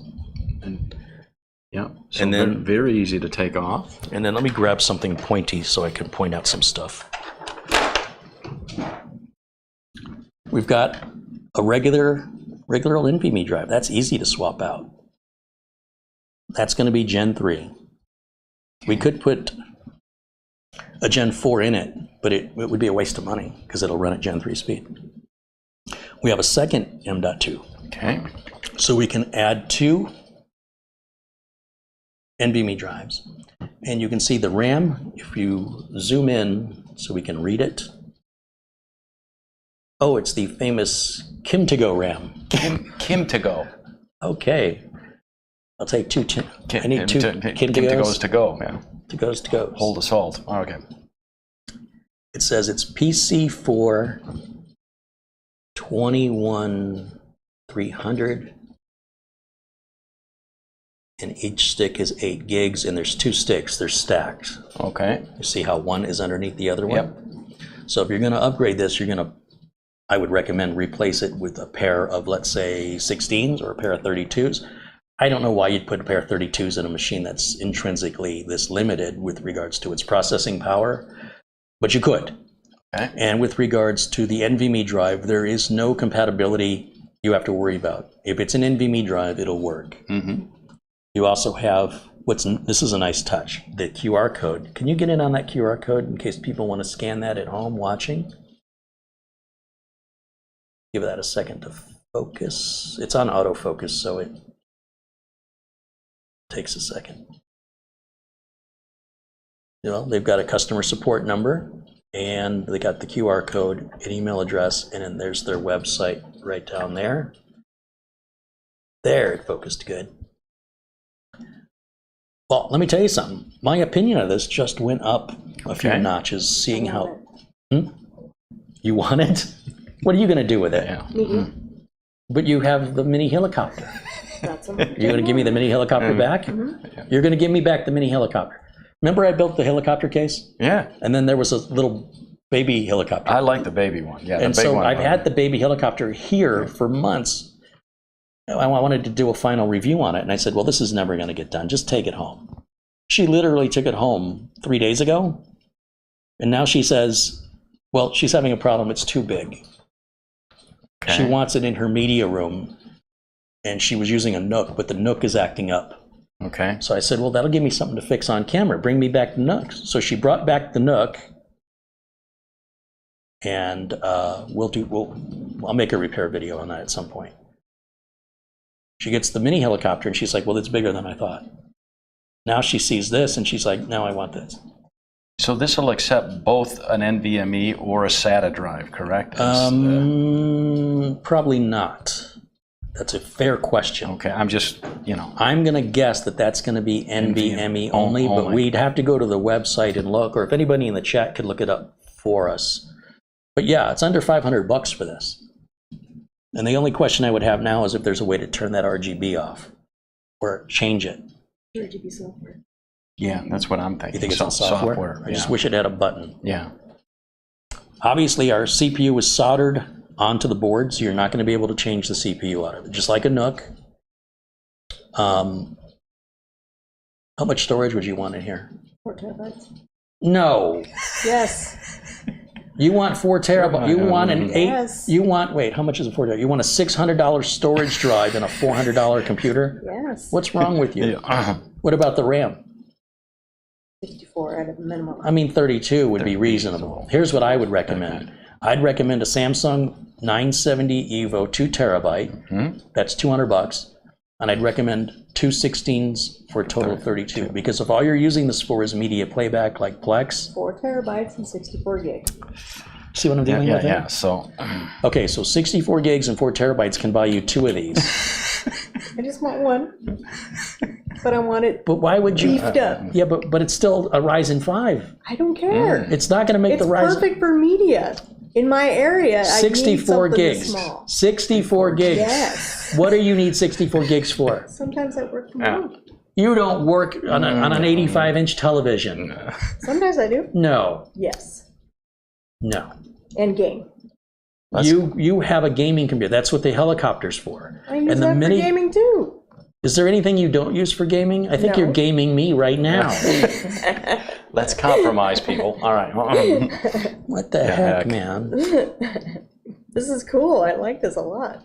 But you should be able to put a budget like Intel 660p in here for $70. Who Those needs are a on budget? sale. They're $70 for 1 terabyte Intel 6 at Amazon.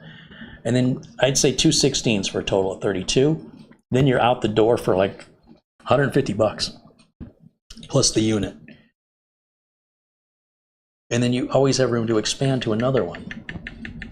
Why, when I can do it now? I said the boss has spoken. Did anybody in chat decide whether a Jim says, if you pass on knowledge, prepare for it to be used against you. Did anyone in chat decide whether this is you can fit a SATA drive, or is this strictly because of that notch, NVMe only? I mean, it's easy to test.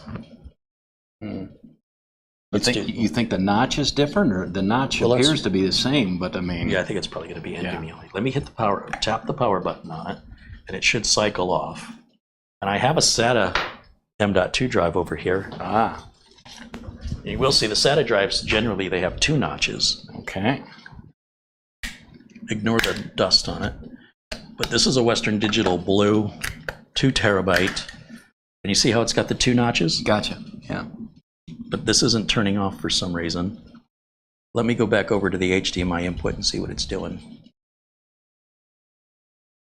If I tap the power button, there it goes. Now it should shut off. It says no signal, but it's not.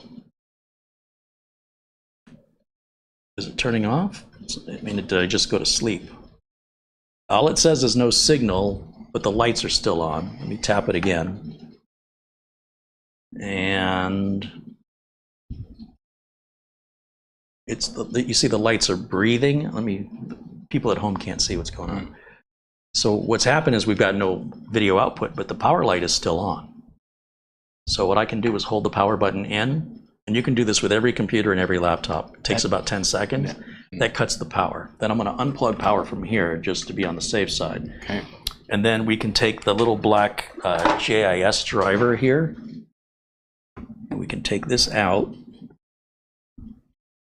And they're using a regular screw, not one of those little M.2 screws. That's like it's a little thinner than the traditional screw you would use on, say, to mount an optical drive. But at least it's more common. Now, will this go in? It does go in. Ooh, that's interesting. So if we put that in. Learn something new every day. Now, whether it'll show up. You'll as a see drive. this drive says it's SATA. You see right up at the fine print on the very top of the drive. Can you zoom in more? Keep going, keep going. Oh, back it out just a little bit. Right there. So that, I've had this drive a long time. I've used it for testing purposes, but that did fit. So let's see if smoke comes out. Okay. The worst that'll happen is it won't recognize Nice. it, It right? is a drive. But if it plugs in and nothing's preventing it from plugging in, okay, now let's turn it back on. And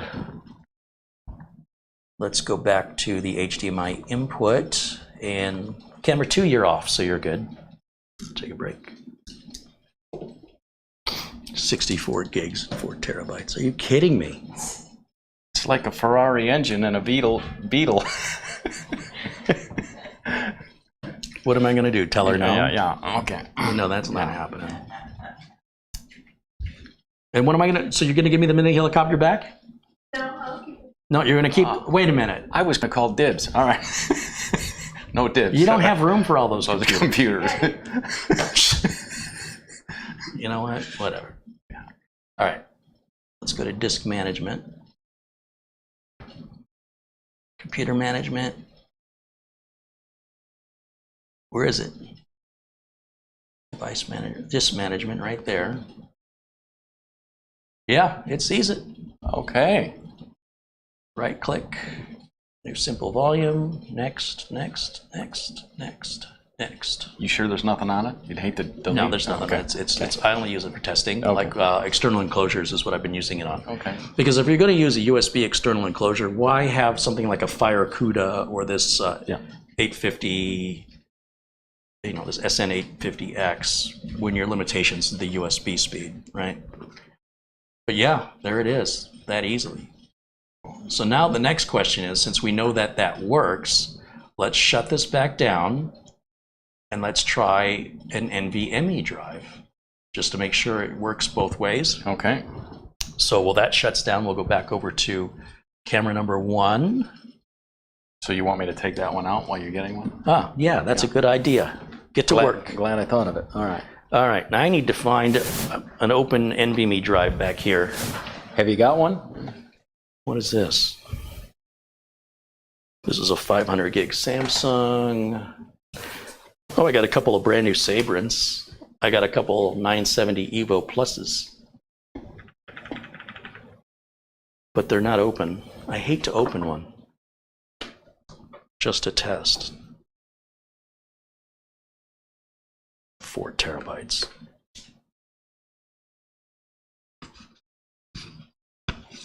What is this? I got an SK Hynix. Didn't even know I bought this. That's 2 terabytes. I got a 500 gig Sabrent, and I've got a 1 terabyte Sabrent. I don't have any 4 terabyte drives, sorry. Never mind. Wait, you know what? I think I have some RAM left over, though. Remember when I did my laptop upgrade? Oh, right, yeah. I wonder if this will work. How many gig, are they 2 sticks of 16? Wait a minute. This is a 2 gig and that's a 4 gig. What the heck? That came out of somebody else's. This is not the... Never mind. No, this is not... Hold on. Why am I holding on to 6 gigs? That's a weird thing to... Oh. You know what, Mitch? What? I just never go to this part of the shelving unit, so I had a bunch of it. Ooh. So... I wrote on it with a marker. Those are 8 each. 8 each. Which is what that's got now. This looks like it's never been opened. And that one is 8 each. So this was from my old Dell XPS that came with 2 sticks of 8. And these are 2 sticks of 8. And I'll bet you this is a 32. I think these are 2 sticks of 16. How do you feel about 2 sticks of 16? Compromised. I'm getting a frog face. It's brand new. It's never been opened. Opened to 30? 32 for an Horizon 5. 32 is new. It's very reasonable. But you're not sure it'll go in there. If only I had the close-up camera to show people. But you're not sure it'll go in there. Yeah. Well, you got time. Yeah. You're still on the clock. All right. Okay, we're going to show everybody what we're dealing with here with camera 2. Oh, wrong mouse. Camera 2. There we go. You're on. Okay, so first of all, I shouldn't have brought these out because, these aren't going to... That's not Gen 4. So Kerry thinks this is 2/16. That's brand new. He thinks. I know. Brand new in a box. Let's see what the back says. Maybe this. I was going to upgrade my Dell XPS because it does say, it said the max was 32, but I said, I bet you I could do 64. Yeah, it's 32. And the reason they didn't say you could do 64 was that a 64 gig module hadn't been invented yet for consumers. So the instructions when they were written. So you want to open that up? Mm-hmm. With your nice serrated blade. Oh, I love the serrated razor blades. That's like my favorite thing. Yeah. I should probably put my glasses on though. I'd never seen that, and he showed it to me last week. I kind of like it. I don't want to order 50 of them, but on my knife, utility knives, versus always smooth. Check this out. Ooh. You get 100 of them on Amazon. Okay. And when you lift up on this, it takes the blade out. Okay. So you're welcome to have as many as you want, because it'll take me a long time to get through 100 of these. It's like $20 for 100 of them on Amazon. This is made by... Is this on your Amazon wish list? It is, yeah. If you look in my video notes, there's an Amazon store showing all the tools and equipment that I use. And the blades and the Milwaukee, they make two versions of this Milwaukee cutter. One has this little slot, that's like a wire stripper, and one doesn't, and it's a little shorter. I like to have the extra length, because that just barely fits in my hands. So when it's a little shorter, it makes me a little nervous. And that should make you cut towards you. All right. And lift with your back. Yeah. Okay. Okay. So I bought this to do my Dell XPS upgrade. Okay. Then decided, well, if I'm going to do this, let's do 64. And I could have returned the 32, but I thought I'll use it in something, right? Okay. Now, without reading any directions, without doing any research, I'm going to see if this works. Okay. These are easy because you just press down and the flappy ought to... You don't press down. You see how technical I'm getting? Well, no, the flappy, then they come up or something like that. What do you press? Nothing? Okay. Impress First of all, me. I want to put this screw back for a second. Okay. Just so we don't lose it. We'll just put that there for now, and I want to get the driver out of my way. The laptop memory is traditionally stacked like this, and is used in laptops primarily, but also in like Intel NUCs and things like smaller form factors. This is called SO DIMMs versus a DIMM. You got to be careful when you order memory. I see people adding laptop memory to their builds, and they don't realize till they get it. Hey, this is too tiny. So be careful when you're ordering. Sometimes, like with Dells and HPs and other pre-builts, you have to use a certain speed or it won't work. Okay. I'm hoping this isn't that way. So you see these two metal tabs? Yep. If we pull both metal tabs away, it springs up. Oh, that's what I was talking about. Then we pull straight back. Okay. And then you can see the other one below it. And I always recommend you install your memory in pairs with the same exact memory. You'll see they're matching, same model number, same size, same speed. Now that's not to say that mixing it won't work, but it's kind of iffy. Okay. Now look at how many more chips are on here. Look, count the chips. There's 4 on each side. This has 8 on each side. Does that make sense that that's half the memory? It's got half the number of chips. To install these, you notice that notch is a little off center. Yep. So it's got to go in with the label facing down. Well, there's a label on each side. So that it aligns with the notch. You obviously have to put this bottom one in first or you'll never be able to get to it. Right. You're going to kind of approximate that angle it was on when it came out. And again, this is the same with laptops. Don't force it. when you align it, you're going to get those gold fingers into the slot. And then and only then, when you push it forward, and the gold finger should disappear. And then you just push evenly down, and you'll hear the metal clips grab it. Yep. We're going to repeat that once more. I should have unplugged this. You should unplug your computers when you're working on them, folks. Now let's turn it on. That's a memory upgrade. That's all there is. Let's turn it on. All right. And then let's see if you go back to... If it recognizes. Let's see if it boots. That'll be our first clear. You can go ahead and turn off camera 2 now. Thank you for that. Now, if we don't get a post screen, that means the memory is not compatible. It could be the wrong speed. But no, we're booting. And if I take this old memory and keep it in here, I'm now going to have 3 sticks, 3 kits of 16. Yeah, 2 6 8-gig sticks, but they're in matched pairs. So right, want to keep them together.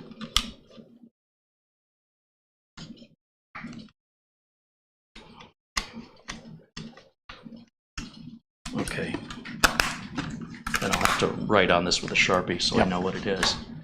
Now, let's go back to full screen for you and I, because again, the screen is real small. Sean Gallagher contributes $2. He goes, it's a max 64 gig of RAM and a max 2 terabytes. I don't think the storage is maxed at 2 terabyte. I think when they wrote the directions, there wasn't such a thing as a 4. I can't see any reason why a 4 wouldn't work. If I had a 4, I don't want to take the Gen 4 ones out. I don't have a spare 4 laying around, but I'm certain a 4 is going to work. But memory is a different story. It might even go to 128 gigs of RAM with a BIOS update. Again, you've got to consider when they write the directions of what technology is available at that time. That's why when I upgraded my Dell XPS, it said it was only good for up to 32 gigs of RAM, and I put 64 in, and they said it's not going to work, and of course it worked. Let's take a look at our installed RAM now. Yeah, you guys have to keep in mind, manufacturers often don't update their documentation. Once the product is out, it's out. It's out. And then the BIOS updates are the things that will enable it to be accepting new technology that did not exist when they released the product. So for example, 4 terabyte or 8 terabyte NVMe drives, or 64 gig modules where each module is 64 gigs. Do those even exist? The 32 gig ones are still pretty new. Oh, yeah, you can get 232s. I don't know that they'd make a 64 yet, but they will. Give it time. Let's see. Let's go down to about. Now look, 32 gigs of RAM is installed. Shazam. And that should make a heck of a difference in our performance. Yeah. And of course, pairing that with, let's say, a Samsung 970 EVO 2 terabyte, it's a little rocket ship. You really need 4 terabytes? Yes. I mean, 2 terabytes wouldn't be good enough. Aren't you streaming I'll suffer with 2 and then add an external drive. What if I put 2 2s in it? It's got 2 NVMe slots. I could put 2 terabyte Samsung 970s, and that's still cheaper than 1 4 terabyte drive, by the way. That's a lot of storage. 4 terabytes. You do that? Totally fine. Well, this RAM works. Yeah. It's totally compatible. I mean, I'll run memtest on it later, but you just doubled the RAM. Yeah. Am I making videos to make money, or am I making videos to cost me money? How does this work? The latter. Okay, all right. What happened to me? You'd think the mini helicopter, she'd be happy. Oh, I love it. Yeah. The mini helicopter belongs there because it's Mama helicopter, and they have to have Mama and baby. Yeah, okay. Have you ever said that, Mitch? Have you ever come over and said, Carrie, I got a Mama computer and I need a matching baby computer? As bookends, no. Do they still sell? And I'd say, are you going to place that next to your Barbie house? Yeah. Do they still sell the mini helicopter? Or is that like discontinued? I'm just curious. I think it's still sold. That's made by Thermaltake. If we run over to Amazon here right quick, let's share the screen with our audience. It's just nice because it fits on a desk, but it's not. It's wide though. I mean, it's pretty wide. Let's see, properties, window capture to Chrome. Okay, select. Okay, so now everybody can see my entire Amazon purchase history. Okay, thermal take. We call it mini helicopter. They don't call it that, do they? Yeah, it's an AHT 200. AT attack H helicopter 200 without the T after.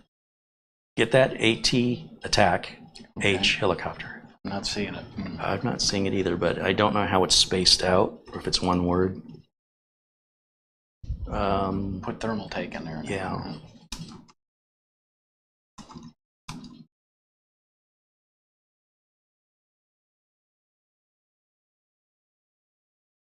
Oh, well, it's not looking good. Let's do.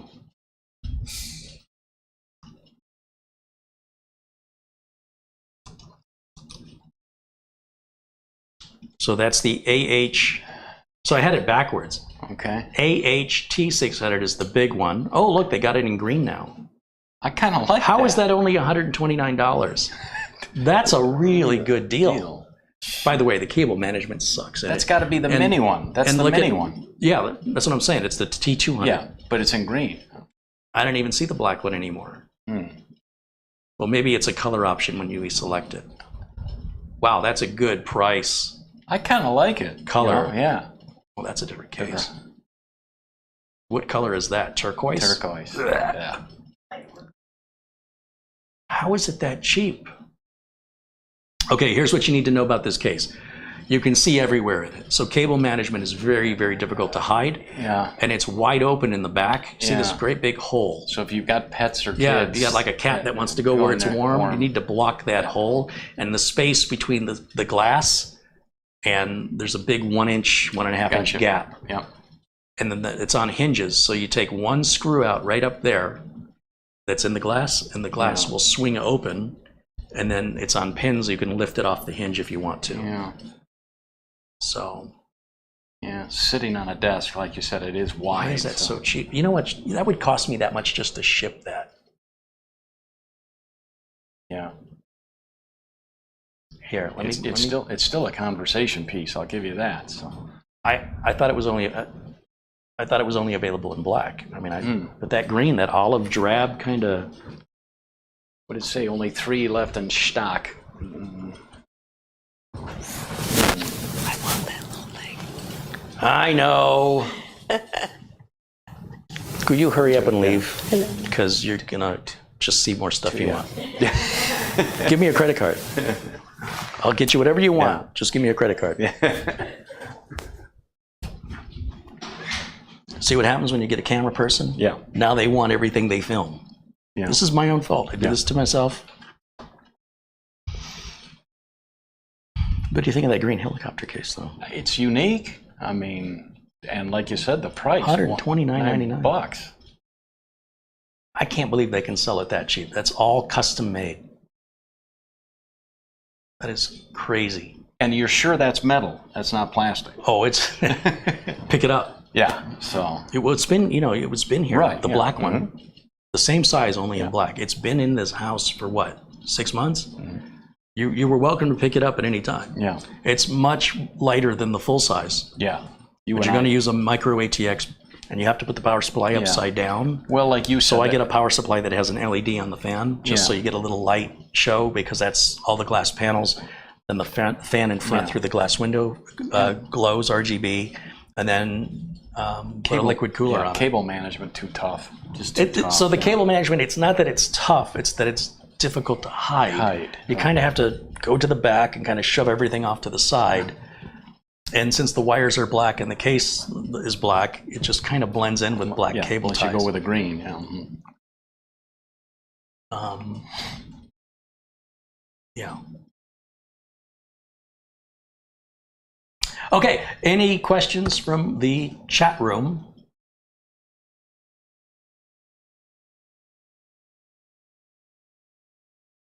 Jim says, fortunately, my wife only wants a working computer. She doesn't care about all this hardware stuff. Well, it's just money, Jim.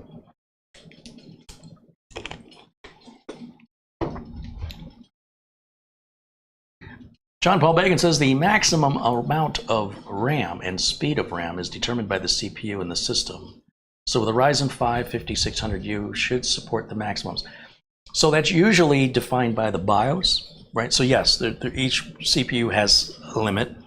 Windows itself may artificially put a limit on the RAM, which they did back with Windows 7 Home versus Pro. There's still a limit even today in Windows 10 Home versus Pro, but it's like ridiculously high now. I think you can do 128 now, but anything above that, Windows Home won't see it. Correct me if I'm wrong, but that seems to be how I remember it. And then, we were going to try a Samsung 970. And then what we can do is clone that drive over to the Samsung. Okay. Or I can just put Windows 10 on it and start over. These were on sale, these 970 Evo Pluses. The price went back up on these, by the way. These were $169, I think, and I told everybody, I never saw a price that cheap. It stayed that way for like a month. Then they're back to $199. But now the Intel 1 terabyte 660p's, what I think has happened is because Intel sold off their solid state drive division to SK Hynix, I think what they're doing is they're blowing all the Intel branded stuff that's in the warehouse. Just get rid of it, because SK Hynix wants their brand on it. So $69.99. In fact, let me go back to Amazon and let's pull up a couple things here. So we had the Thermaltake computer, the AHT200, which they call Racing Green, and has an open frame style case, which means it's going to get, there's lots of open area where stuff can get in. So maybe not ideal if you have small children or small pets. Let me go to Amazon and search for the Intel 660.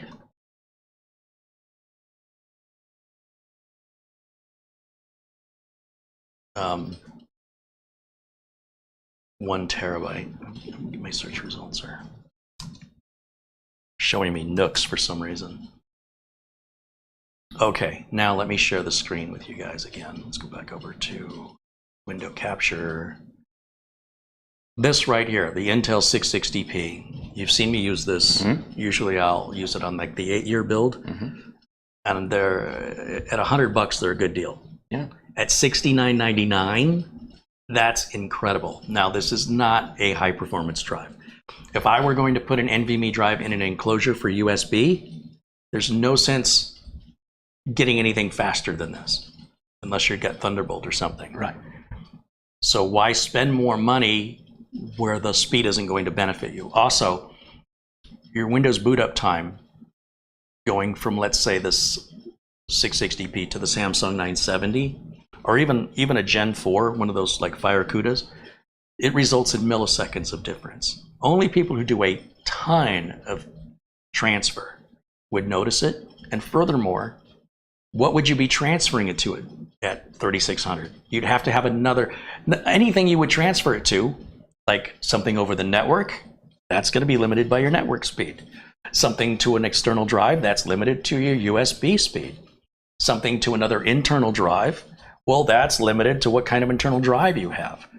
So only having one drive that can go fast is only good for your program loading times and your operating system loading times. And when you go from, let's say, 2,000 megabytes per second on your reads on a sequential read to, let's say, 7,000, you might go from a 13-second boot up to an 11-second boot up. Like, it shaves just a little tiny bit off. I think people are so hung up on numbers and benchmarks. They don't really use, most people that are being so judgmental about demanding the best don't actually have any purpose for having it to justify it. They just want the bragging rights. This is a great deal. But the fact, like you said, you can carry around 1 terabyte worth of storage.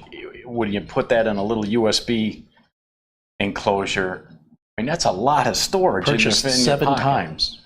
You did? Yeah. Okay. I don't know why it's got me signed in. Let me sign out. And can I go back now? We'll just go back to Amazon. I don't like to leave it signed in because it's like, do you want to continue looking at this the 50 Shades of Grey books that you were looking at? Oh, Never mind. No, that Yeah. was not me. I mean, I order everything off Amazon. Everything. I got a loose in my bathroom, the handle for the faucet. Oh, I thought you were going to say you had a loose screw. It is. That's exactly Yeah. what it is. And you have to like take this little plug out and put a little Allen wrench in there, and you can't see it. It's all, you got to work upside down. And I tighten it down. And a couple months later, it loosens again. I tighten it. So I'm like, you know what? I'm going to get some Loctite. Now, yes, I could get in the car and drive over to Home Depot or what, but no, I just went to Amazon, give me the blue Loctite, that arrived, put a drop of that on the screw, then tightened it up. Okay. Now we'll see what happens. Okay. So, like, if I have a problem, Amazon's where I go for my solution. Intel 660p. So there's the 512 gig for $40. Okay. There's the 670p, which has a little better Okay. life, although you're unlikely to ever wear one out. And then here, this is the one I'm looking at. I use a ton of these in budget builds at $69.99, and they have the 2 terabyte. And again, if you're getting $100 per terabyte or less on an NVMe drive, it's a good deal. Look at 2 terabytes, just $140. Yeah. Now, if you compare that to the Samsung 970, which is a high performance drive, same 2 terabytes, Samsung 970 Evo Plus 2 terabytes, should be $199. It's $203. This will fluctuate 3 times a week. Okay. I wouldn't pay more than $199 for it. But this was on sale for $169 for a long time. So all of you who took advantage, I know many of you out there took advantage of What that. a bargain at 160. It's worth at 169. 40 or 50 bucks Jeez. more today than when you paid for it if you took my advice and bought one. And that's about the fastest Gen 3 drive. Anything more is you're definitely not going to notice. It's got a great long lifespan. And that's the other thing on those, I forgot to mention about the Seagate Fire CUDA that I had here, Seagate. Can I get a water, please? Yeah, help please, yourself. please. Seagate Fire CUDA 530 4 terabyte drive. Okay. It's expensive. Here's the 500 gig, and then, 4 terabytes. Look at the amount it's write life. 5,100 terabytes written. Now look at that Intel 660p again. And we'll look at the this one right here. What is its TBW? That's its estimated amount of times how much data it can hold before the cells won't hold data. So it's saying it's 1,800, but I know we can get about 2,000 out of them. What is the terabytes?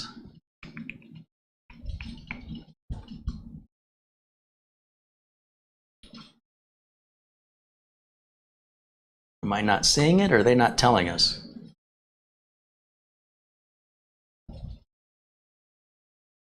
Let's do this.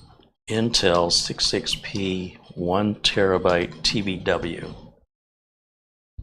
See, now it's called Solidyne, which is SK Hynix.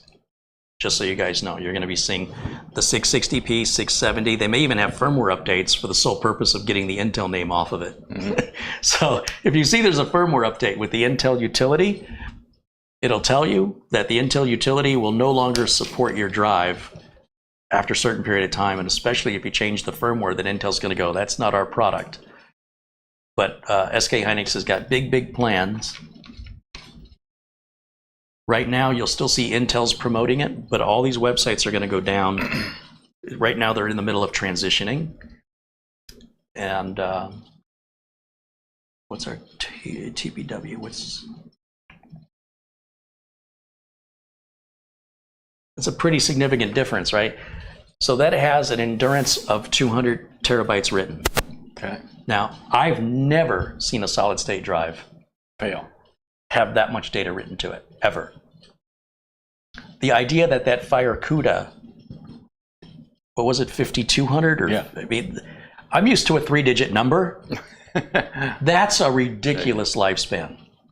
But that doesn't mean that it can't die 8 other ways. Like the controller can fail. One of the chips on the board can go bad. We're just talking about endurance. That is an incredible endurance on that Seagate Firecuda. But you don't get that Samsung Magician, you know, like you do with the 970. But they have the same warranty. They're all 5-year warranties. So those of you watching at home can go ahead and pick up your jaw.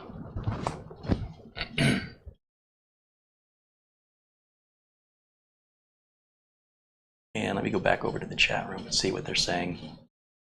So these are now going for 203, you said, yeah. Yeah, I paid 170 plus tax. I think there was a limit of 3. Let's see. Carrie, you're fighting a losing battle. You know, I know, but trust me, I know. John Paul Bacon's explaining the M key versus B key. Those are the cuts in the end, and then M and B key would be both. But some drives don't always follow that, by the way. I'm not sure why.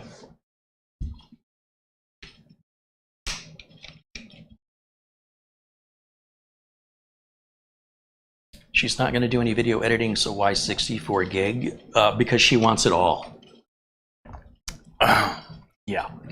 If it was an all-you-can-eat buffet, she would fill her plate up this much, take 4 bites, push it away. Done. Yeah. Yeah, you know, what are you going to do? Sean Gallagher contributed $2. Thank you, Sean. I think I said that already. Yep. And will I update the BIOS? I don't think there is a BIOS update. I looked on the website when I first was looking at this, and I don't see anything with regards to support like that. It's one of the downsides when you buy from one of these companies like AceMagician. Who are they? Will they become someone big? I mean, I remember when Samsung used to be called Gold Star. Lucky Gold, no, or LG. LG used to be called Lucky Gold Star, and here in the States, Gold Star. And if you wanted it, we're going to go down memory lane. If you wanted a really cheap VHS player, the Gold Stars were way cheaper than everybody else. And they were kind of plasticky and kind of flimsy, but they worked and they were much more affordable. But they weren't really known for their quality. So if you guys remember back in the 80s, the brand Gold Star was actually Lucky Gold Star, which is now simply LG. Use Wikipedia if you're really interested in learning more. Sort of like that whole Datsun Nissan thing. Yep.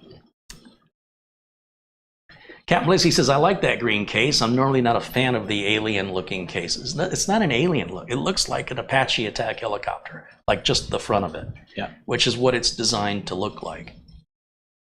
Speed limit to a NAS is usually doesn't exceed 120 megabytes per second. Yeah. On my NAS, on a gigabit network, I can do, it's like 123, 125. And if I put in a 2.5 gigabit network, I get a little faster, but I don't think it's worth the hassle, you know. So something that took 15 seconds to copy to my NAS will now take 7 seconds. I mean, I do mess around with some pretty large video files. But it's not like I have to stare at it. For all I care, it can take 6 hours to copy. I'm going to be opening up other apps and still moving on with my day, going through emails. It's copying in the background. What do I care? And the communication recently, I spoke to the woman and I'm like, can you look up to see if there's fiber even remotely close to where I live? And she's like, did she laugh? Well, she's like, yeah. Because I said, I'm willing to go as high as, you know. She said, yeah, you must be high if you think you're going to get fiber. Is that what they said? No, but I just said, I'll pay $200. I won't pay $300 a month. She said, I have a better idea. How about you pay nothing because we're not offering it to you? Does that fit your budget? Nothing? Yeah, because I said, Gigablast is nice, but I want fiber. She's like, yeah, you and everybody else. Yeah. 1,000 download and 1,000 upload. That's what everybody wants. Then they went to LG, meaning life is good. Yeah, that's marketing for you, right? David Ice, hello, and Mitch, sorry I can't see the chat. I had cataract surgery, but I can hear you. Did they do both eyes of the cataract? I thought they only did one eye at a time. That's what I was under the impression. They did one, you had to come back. I thought. Well, we're glad you're here. We're not much to look at anyway. What do you mean, we? All right. Sorry, Yeah, he's okay. not much to look at anyway. Okay, yeah. Thank you for the correction. I had to get that dig in, yeah. Let's see. There's Ryan contributing $2 Canadian.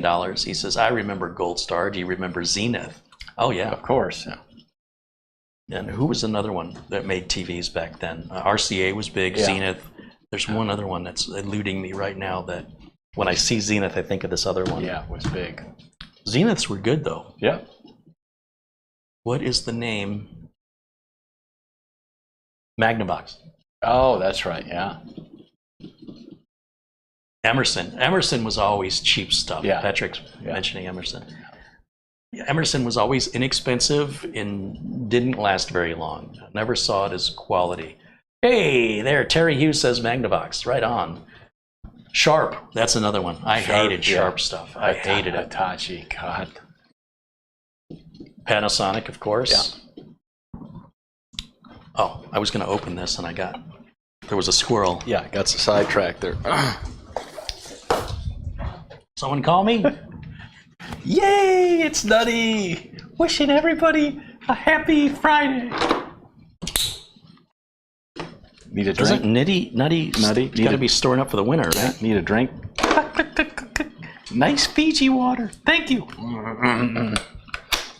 Yeah, winter's coming. It's pretty polite. Yeah. For a squirrel. Yeah.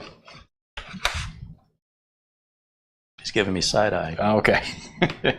Sometimes during the show, I get distracted and go off topic, and we refer to these as squirrel moments, the way that a dog perhaps you might be walking your dog and you're moving in a certain direction with a goal, and the dog sees a squirrel and everything just changes in an instant. That's why.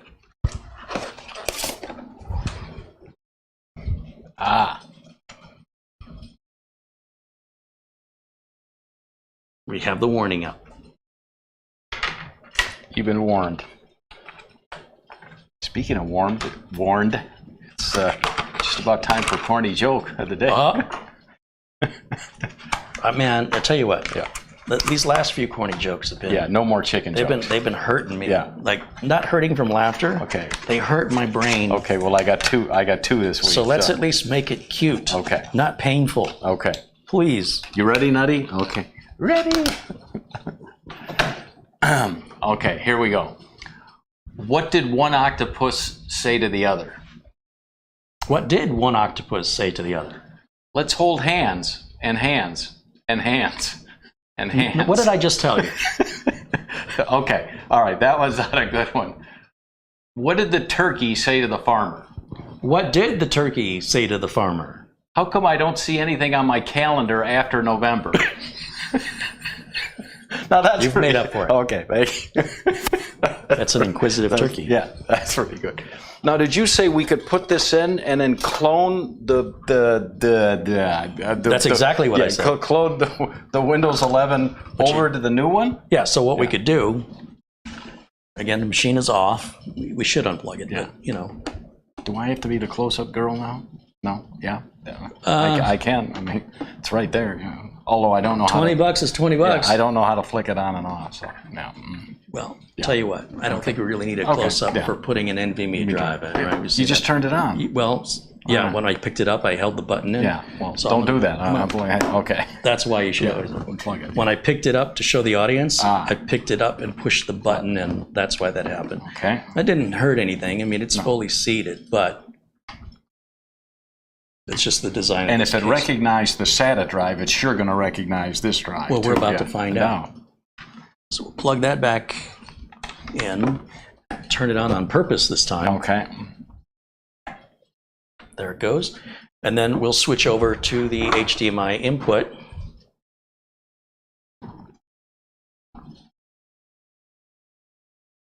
Let's put us in a corner. Let's do that. Camera 1 up in the corner. Okay. Now, in theory, oh, and there's a new version of Acronis out, which I have not yet downloaded. I can do a couple of things. I can do a fresh, clean install of Windows 11 since there's nothing on here. Okay. I could do a fresh, clean install of Windows 10. Or I can clone this install from the drive they included to the new drive and then take their drive out. But to clone it, I need the Acronis software, which means I have to either install Acronis or boot from an Acronis rescue disk. I think she wants Windows 10. Oh, I don't think she's going to get it. Okay.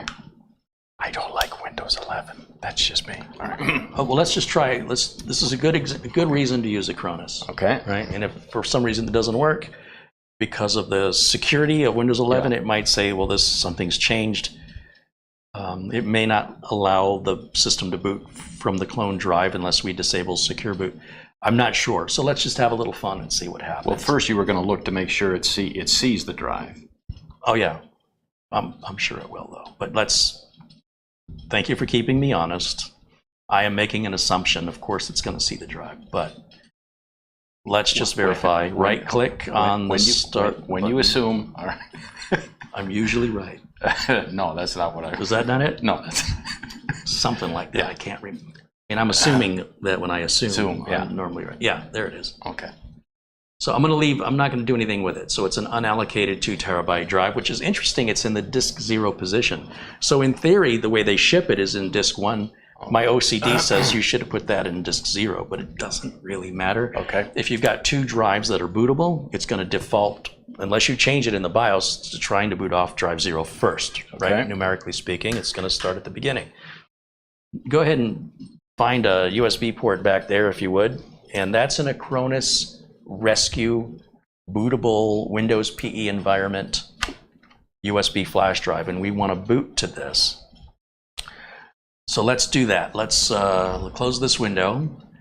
Now, rather than hitting a certain F key, like F12 or F10 or whatever it is during the boot up, and then you have that little opportunity of time, and if you miss it, you gotta wait for Windows to load.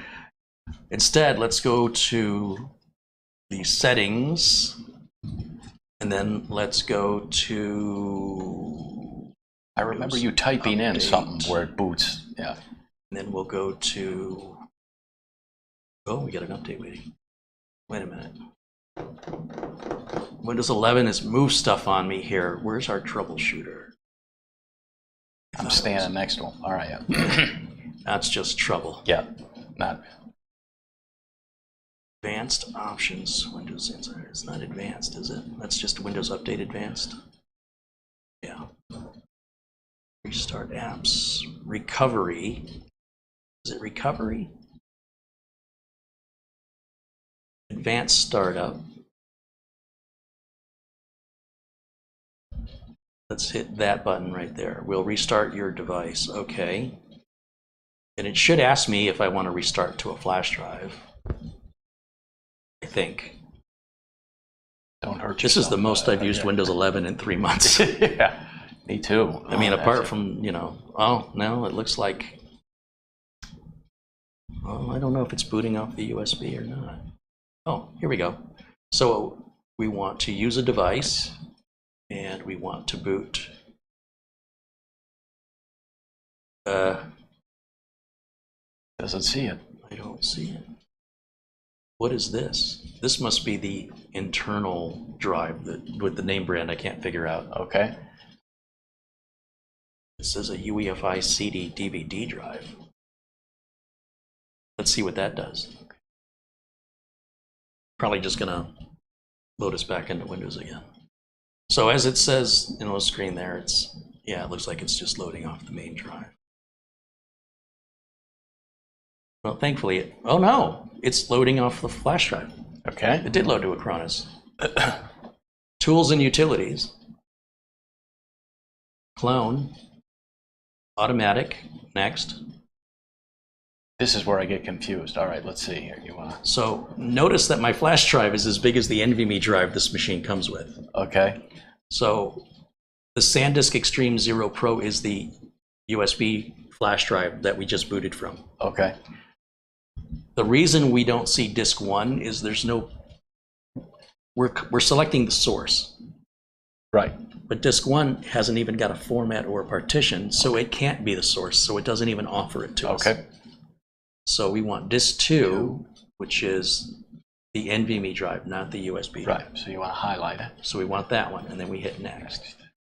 Now it's going to see where is a potential target for that source to be copied to, and now There it is. disk 1 is not initialized as the 2 terabyte. You round it up. Okay. Samsung 970 Evo Plus. Now it actually is 2 terabytes.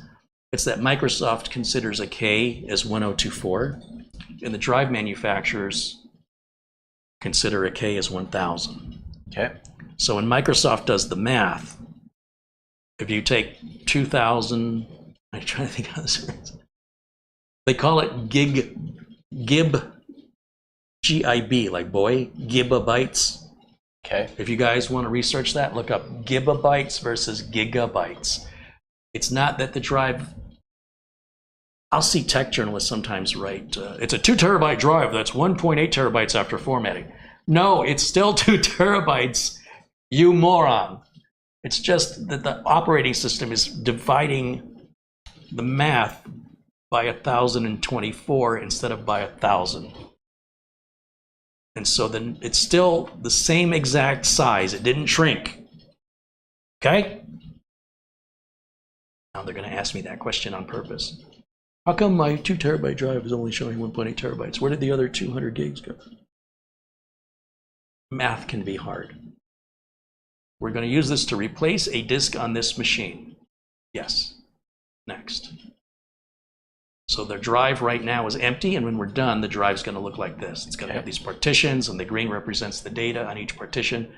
Watch how fast this is going to go from NVMe to NVMe to clone this. I can guarantee you this is way faster than doing a clean install, plus doing all the updates, plus the activation, that's true, yeah. plus all the drivers, Yep. and Because you've already done that. it's already been done. Yeah. So now all we do is clone it. It says 7 minutes left. I bet it won't even take 7 minutes. I mean, this is live, folks. What you're seeing is in real time. Unscripted. Well, that much is obvious. Yeah.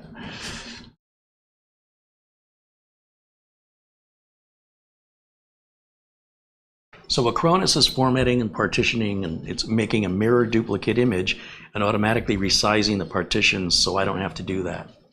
With other cloning software, you might have to manually go in and resize those partitions, or you have to define everything, where in Acronis, if you select auto, the defaults in auto, just you're pretty much clicking next. Just make sure you got the right source drive and the right target drive. That's the hardest part of it. Now, sometimes there can be boot issues, especially if we booted off of a legacy boot drive, but we're cloning UEFI, or the other way around, and then it doesn't boot. And I hope Acronis does something to address this, but that's usually when people say, hey, I cloned, it said it worked, but it won't boot from it. It's probably because you were not in UEFI mode when you did the clone of a UEFI interface. Look, it's already done. Right? Now let me ask you something. You've got on the Acronis, you have it on a USB that's a 3.1. That's right. Do they have 3.2s? Yeah, SanDisk makes 3.2 flash So drives. would it be, just a smidge faster if you put it on a 3.2? Depends what you're versus- plugging it into. Yeah. I mean, all we did is boot off of it. Yeah. So, But that was fast. That Yeah. wasn't even 7 minutes. That couldn't have been 3. so let's close this out, Okay. and we'll shut this down. Hold the power button until it shuts off. Just keep holding the power button until it shuts off. Any minute now. 1, 2, 3, Bueller. 4, Bueller. No. 5. 6, 7. Why don't you unplug the barrel jack? That should shut it down. Yeah. That's very weird. Yeah, we'll just pull power. Good idea, Mitch. I have them on occasion. All right, we'll take the flash drive out, I'll hold that. and all I'm going to do is remove that original drive it came with. Since we're already in the drive 0 location, that's where I want it. So we'll take their drive out. Now granted, it's not a $500 computer after you bump up the memory and switch out the drive. No. And again, if you had two of these, two terabyte, is that right? Two terabyte drive, yeah, two 2 terabyte drives. Tongue twister. That's going to cost you almost as much as the whole machine. Yeah. Okay, plug it in, turn it on, and see if Acronis did its thing like it's supposed to. I don't know, like with Windows 11, I don't think I've ever cloned Windows 11 before. And I'm not doing anything in the BIOS. I'm not making any changes. Everything is live, unscripted. You think it'll work? I think it'll work. I don't know. I'm hopeful. Yeah. I mean, we're off to a good start. And then the wallpaper and the icons and the programs, everything should look exactly the same way as it did before. Only our free space should be much larger. So again, even the location of the icons is the same. Yeah. This is the original drive in my hand, which is funky. And if we go to the C drive now, oh, I got to use this mouse.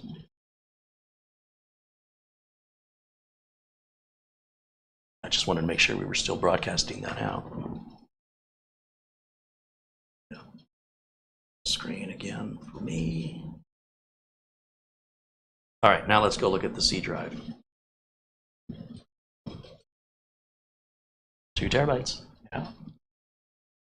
And we can load the NVMe driver and the AceMagician software. But first, let's shut it down and let's put another Samsung 970.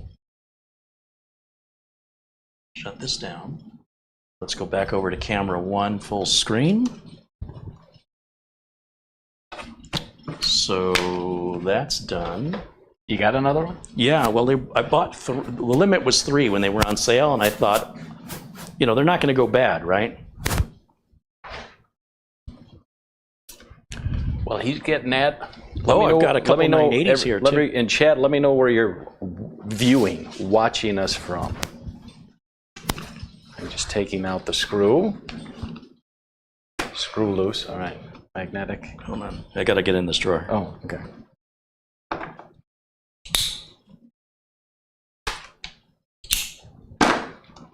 Did you see how that just got taken from me? I'm here doing a review, and yeah. I want that.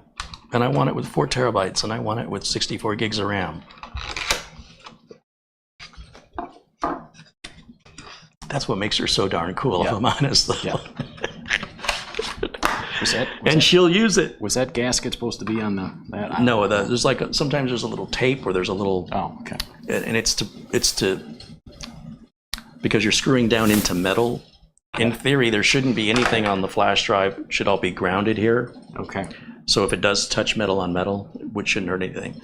But that's just a way to insulate. You want to do this one? Go get the Loctite. Okay. All right. No, we're not using Loctite on this.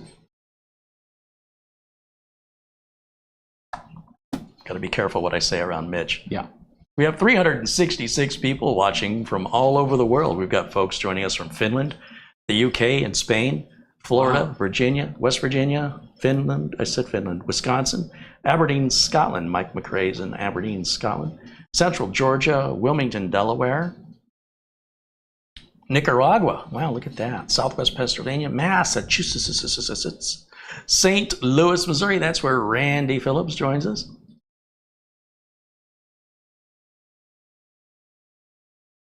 Randy says, it says Photoshop 7 will not work on a drive larger than 1 terabyte. I don't want to tighten it too much. What, you want to check what version is Photoshop up? How many years old is Photoshop 7? I don't know. You want to check my work? So when we're doing these NVMe drives, all these screws do is just secure it in position. You don't torque them down. You just want to get it to a point. These were good. I just maybe turned it just a little teeny tiny bit, but they were fine. And then in theory, this just goes on what? Like, we'll show them here. Not that we're close, but how did this go on? It goes on. The 2 magnets go there. That's for sure. Those go there. There's 2 hooks here. Nubbins. All right. Yeah. Nubbins. Yeah. Okay. Oh, I see. They go in. There's a slot. Well, that's it. It's on. Okay. Look, You can tell from my attitude when I started this video, I had some pretty low expectations on this thing, primarily because they're calling it a gaming PC, simply because it's not RGB. I do really like this feature of getting in performance or silence, and I like that it's not software, but rather a physical button. So we're going to turn this back on, and we're going to switch back over to the HDMI input. So let's put us back in the corner again.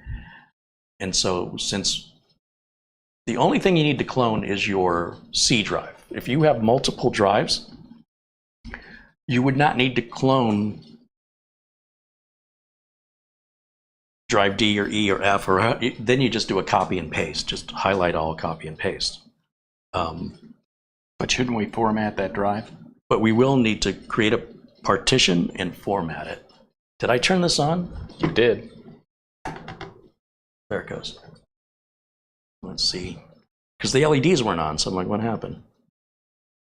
Now with 32, oh, that's new.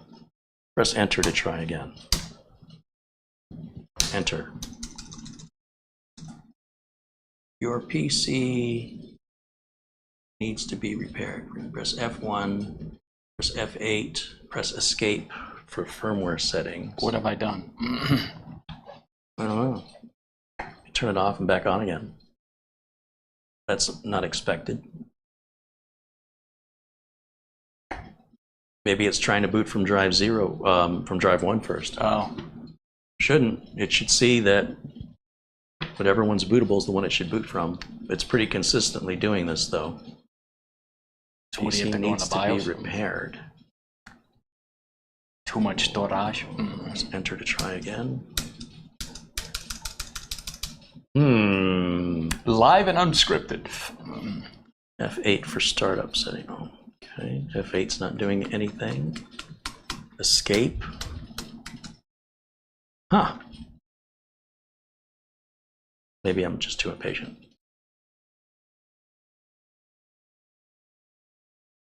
Well, here's our BIOS, ladies and gentlemen. To make that bigger so I can see. Yeah. Let's get rid of our camera too. I haven't been in here before, so I don't know what's going on. 32 gigs of memory. Oh, look at all this stuff. Holy macaroni. IDE configuration.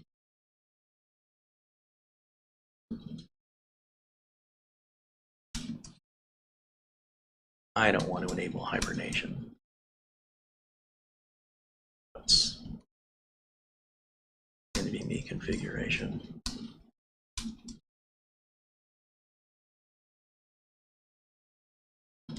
It sees them. What's our boot order?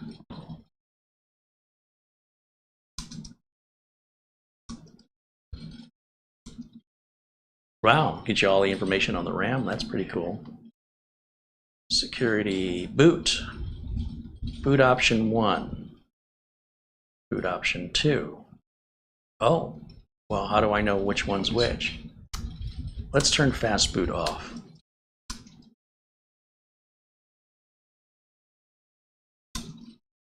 So here's the question. Are we the first one or the second one? Take a chance. I would think the 50, first one. You might be 50% right. Save changes and exit.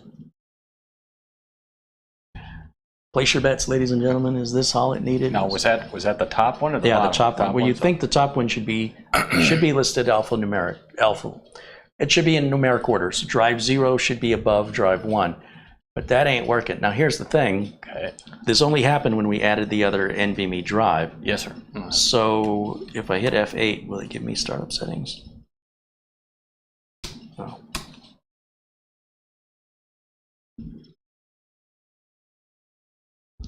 Let me go back in the BIOS. Escape for UEFI. Let me choose the other one. Okay. So you choose the top, selected. Top. I said choose. Choose. I chose. I chose the top one. It. Okay, go to all right, boot. let's go over to, oh, wrong keyboard. Boot. Here. There. Save and exit. Shazam. Look at that. See, Cronus didn't do anything wrong. Maybe that's why they put it. Maybe it's starting at drive 1 first for some reason. So we want to probably switch those out so I can avoid the support call when the BIOS gets reset. So now we can go, okay, this mouse. Right click on the start button, go to disk management. Are we on performance? This thing's getting loud. I'll put it on auto right in the middle. It automatically prompts me. I just click OK, and it's going to go ahead and make one large partition. Then I right click on it and say new simple volume. Next, next. That'll be drive D. We can give it a name, which I don't want. We'll just keep it blank. Won't let me. Wrong keyboard. Blank. Oh. Never mind. I didn't just take us offline, did I? No. Whew. I'm always just going to grab the keyboard in front of me. I don't know. But let me go back to full screen for us again. I got to remember to use the right keyboard and the right mouse. Okay, so I'm going to leave the volume label blank. Hit next. Hit finish. It's formatted. You go to properties. I like to turn off indexing. It just takes up hard drive space. Now I have a question for you. No. What if I wanted to take those two drives and make it one big drive? One single drive? Well, that would be a RAID array. Oh, would it? Yeah. And if either drive would fail, you'd lose everything on both. Yeah. Yeah. So in this case, why don't you pretend it's a big 4 terabyte drive that you partitioned in 2 terabytes? Okay. Yeah. Works for me. Let me go over now to, should have a C drive and a D drive, and I want to turn indexing off on this one as well. Oh, I've already turned indexing off here. Will Uncle Carrie's Windows 10 Optimizer work on Windows 11? I don't see why it wouldn't work. So she's going to pay a price, which is she's going to be the guinea pig on this. I don't think it will. That's just me. I think it's going to be just fine. Let's see. Don't be such a negative Nancy. All right. Well, first of all, let's put on the Samsung NVMe driver, which I have here on this flash drive. Okay. Once this installs, it'll need to reboot with the new driver in place. Oh, it's very quiet. Well, this machine just got a lot more attractive. 32 gigs of RAM and 4 terabytes of fast NVMe storage. I mean, Gen 3, but, and RGB. Yeah. We got to figure out a way in software to turn that off, though. The RGB? Yeah, if it's a software thing. I mean, I could just read the directions. If all else fails. It might be a key combination you have to hit, or maybe there's no option. Right. I wish it was like a dial where you can, or a button you press to cycle through different modes or brightnesses. Brightnesses? Right, Yeah. but I didn't see anything from the manufacturer in the start menu, and this is how they shipped it to me. You got to go to all apps to see the start menu on Windows 11. AMD Radeon software. Well, that's the graphics card. I don't see AceMagician mentioned anywhere in here. Oh. I don't. This is all pretty standard stuff. I can't imagine it's going to be in the Radeon software. You never know. Take a look, though.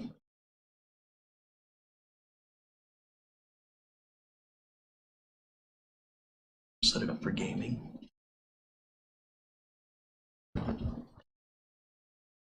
Upgrade advisor. Noise suppression. I mean, there could be something in here, maybe, if it's tied into AMD somehow. Somebody in chat will let us know. Yeah, they're probably beating their head against the wall going, Yeah. how do these guys have a show? Yeah, just look. It's real easy. Yeah. You just start one. You don't have to know nothing. All right. Uncle Carrie. Okay, so I want to do the Samsung Magician. Samsung Magician. Sorry, squirrel. Samsung Magician. Let's load that right off the flash drive. And it'll recognize both drives, correct? Yeah, and it'll, even if you had a USB Samsung drive, when you plug it in, it'll automatically see it as well. If Samsung makes it as a storage drive, Samsung Magician software will likely see it. There are some solid state drives that Samsung makes that the Magician is not compatible with. But I know for a fact it works great with the 970s. Same is true with that NVMe driver. It may not work with all Samsung, and they do tell you when you go to download the software from Samsung which drives it's compatible with. And since it's their software and it's their drives, if there was a new drive that was, they would, unlike the documentation where they like, oh, you can only have 32 gigs of RAM, but now you can have 64 because the RAM size changed. The motherboard manufacturer is not the one making the RAM, so therefore they often don't update that information. But since Samsung makes the software, this Magician software, the NVMe driver, and the drive, they will tell you if they introduce a new drive that is compatible. So there's our two drives. Okay. It even sees the SanDisk, but it just can't really give us much information on it. And then finally, and you'll see there's no big letter N for an update, so there's no firmware update here. Let's go to Uncle Kerry's Windows 10 optimization tool.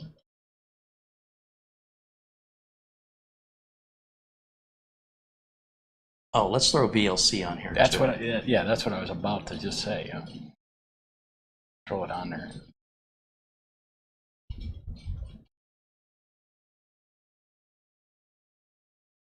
I don't like the Windows Movie Player and the Groove Music and the Movie Player. No.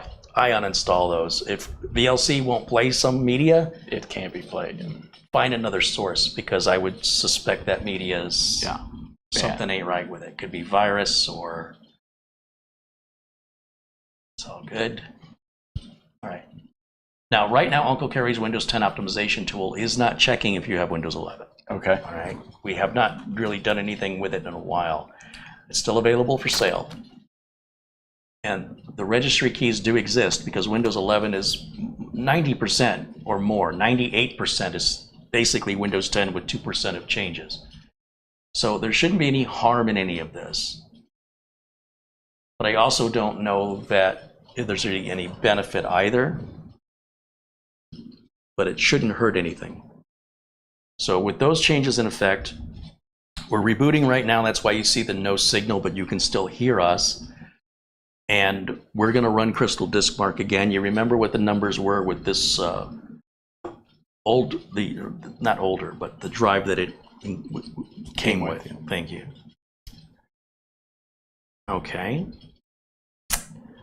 And in just a minute, you'll see the system tray populate down here, and we should see the Samsung Magician. Oh, see, one of the things the Uncle Kerry's optimizer does is it's supposed to unhide all these icons. So that's not working in Windows 11. Okay. I want to show all of the widget, not widgets, what are they called? Tray icons.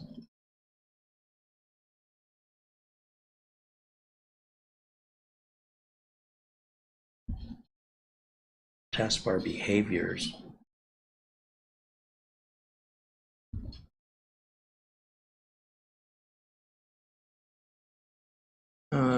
It's in here somewhere. Well, that's good to know. So again, I'm sure it's not going to hurt anything, but I hate having icons in my system tray hidden from me. Yeah. I don't like the icons in the center myself, but there's a way to move them back over. Well, yeah, that's super easy. You just go right here, taskbar settings, and then for your start, where is it?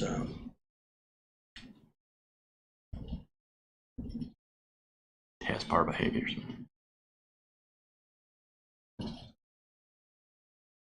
I forget where it is. Yeah. It's really super. Yeah. Right-click the start button. Is it settings? Display, sound, notifications, power, storage, activation, recovery. So I made a video showing how easy this was, and I have forgotten. I'm sure in the chat they're yelling at me. Let me look in the chat room real quick. It's really easy. Taskbar overflow. Is it taskbar overflow? I don't think that's it. Samsung 980, their NVMe driver is not supported. That's right. Taskbar behavior. Show all hidden icons. You just had it. Figures. All right, let me go full screen again. Right click on taskbar settings. Taskbar behaviors at the bottom. Behaviors. Automatically hide. Show the badges. I don't care about that. Save. Share any window. Don't care. Select the far corner. None of that is what I. Oh, here. Taskbar alignment. There you go. See, I knew it was there. Does that make you happy now? Yes, sir. All right. See, I told you it was easy. Yeah. Finding it is hard, but once you find it, it's just a click.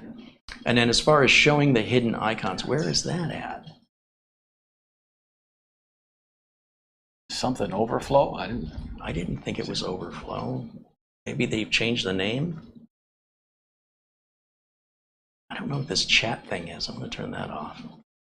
Oh, don't lock it. Task view, that's fine. Widgets. She's going to change all this anyway. Save any window to my taskbar. Show badges on taskbar apps automatically. Hide, no. Trust. Oh, overflow. You want to see the magician? I see. Wasn't there a show all? Didn't see it. Choose which icons. Well, we don't need Windows Explorer. Windows Security. Let's add that. Radeon. Let's add that. Teams, no. Windows Explorer in there twice, or am I seeing things? Samsung Magician. Why would VLC be in the right corner? That's weird. Okay, well, I'm happy with that. Yeah. Because I want to see the security settings. Okay. Yeah. Those other things I don't care about. So we can dismiss and dismiss, turn on. That should keep it happy. Now, crystal disk mark. Boy, will the numbers be different. Let's try drive C. And let's see, we went from a 250 gig to a 2000 gig drive, 2 terabytes. The way solid state drives work What a difference. is the larger the capacity the solid state drive is, the faster it is. That's just the way the technology works. That's not to say that all 2 terabyte solid state drives are faster than all 1 terabyte. What I am saying is that if a manufacturer makes a specific model, like let's take that Seagate FireCuda 530.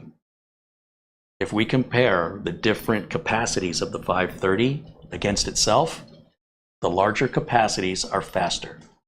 And this is true of all solid state, of all NVMe drives. If I had a 4 terabyte drive that was a FireCuda 530, it would be slower than an 8 terabyte version of the exact same make and model.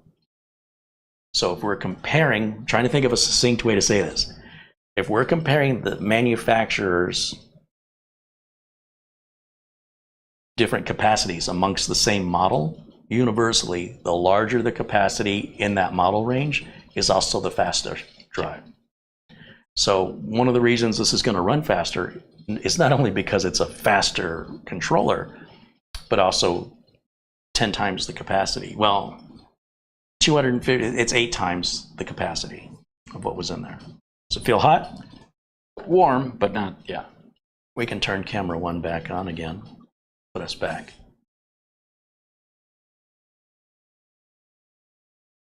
Kevin Perry says, taskbar corner overflow is how to toggle each one to turn on. Thank you, Kevin.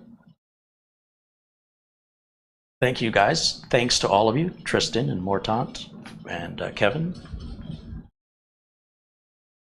And others who I haven't seen.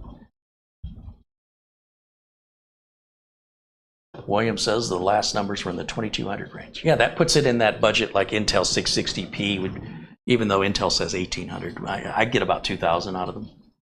So we're almost twice that. 3600 is the most you can expect out of Gen 3. 7,200 is about the most you can expect out of Gen 4, and about 14,500 will be all. That'll be all you can expect from Gen 5. Gen 5 probably by March, I'm going to guess. Fast. A lot of discussion of the new AMD 7000 Ryzen chips that are coming out. But keep in mind, what's just as important is what motherboard you're pairing that with and what RAM you're using and what storage you're using.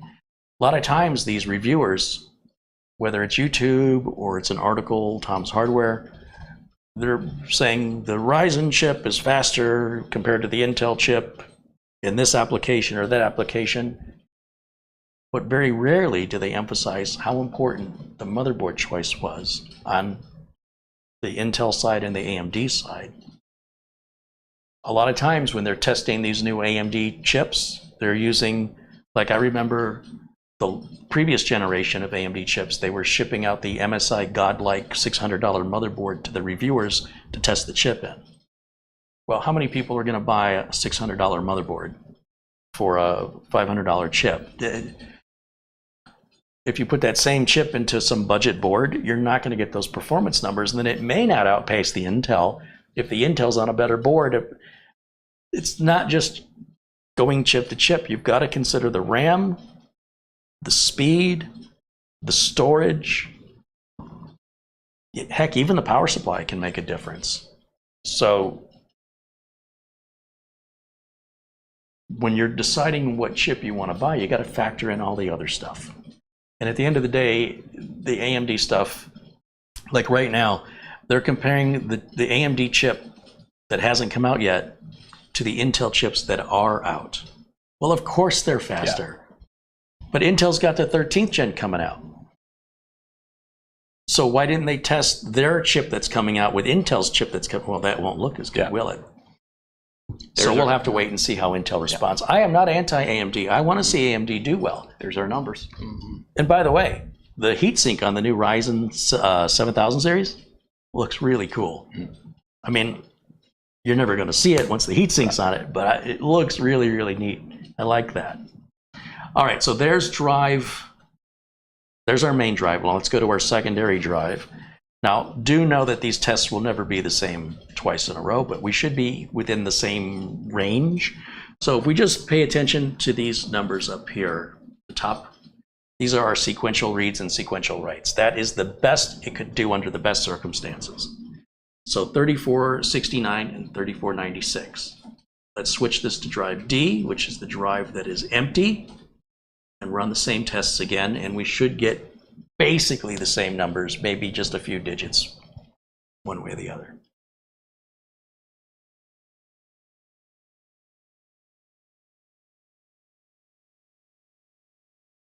That's there we go. I was a little worried, like that's a major difference. If we're in the 3400 range, 3494. So last time was 3469 there. But again, if we ran the same test on drive C again, we still won't get 3469. It'll always be different, but it should be within reason within that range. So we're at the high end of 3400, just shy of 3500, and we should see that on the writes as well. So let me just make the screen smaller so we can look back at the chat room and see what they're saying. Oh, I see Giordani's joined us in the chat. He wants me to check my phone. Okay. I guess we're done with this, right?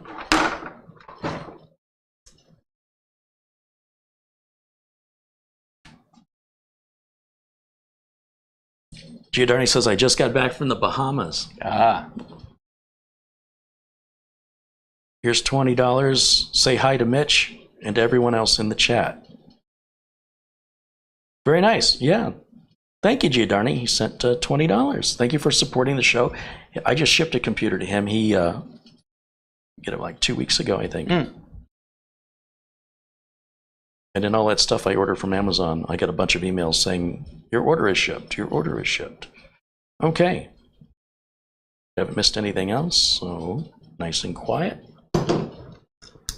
And we're just waiting for these test results. This camera is holding up pretty well. It hasn't overheated on us. Again, this camera right here is the A7C. And this camera over here me turn this off. What happened? Where did my, is it camera 3? Yeah, that's camera 3. That's the Panasonic 4K camera.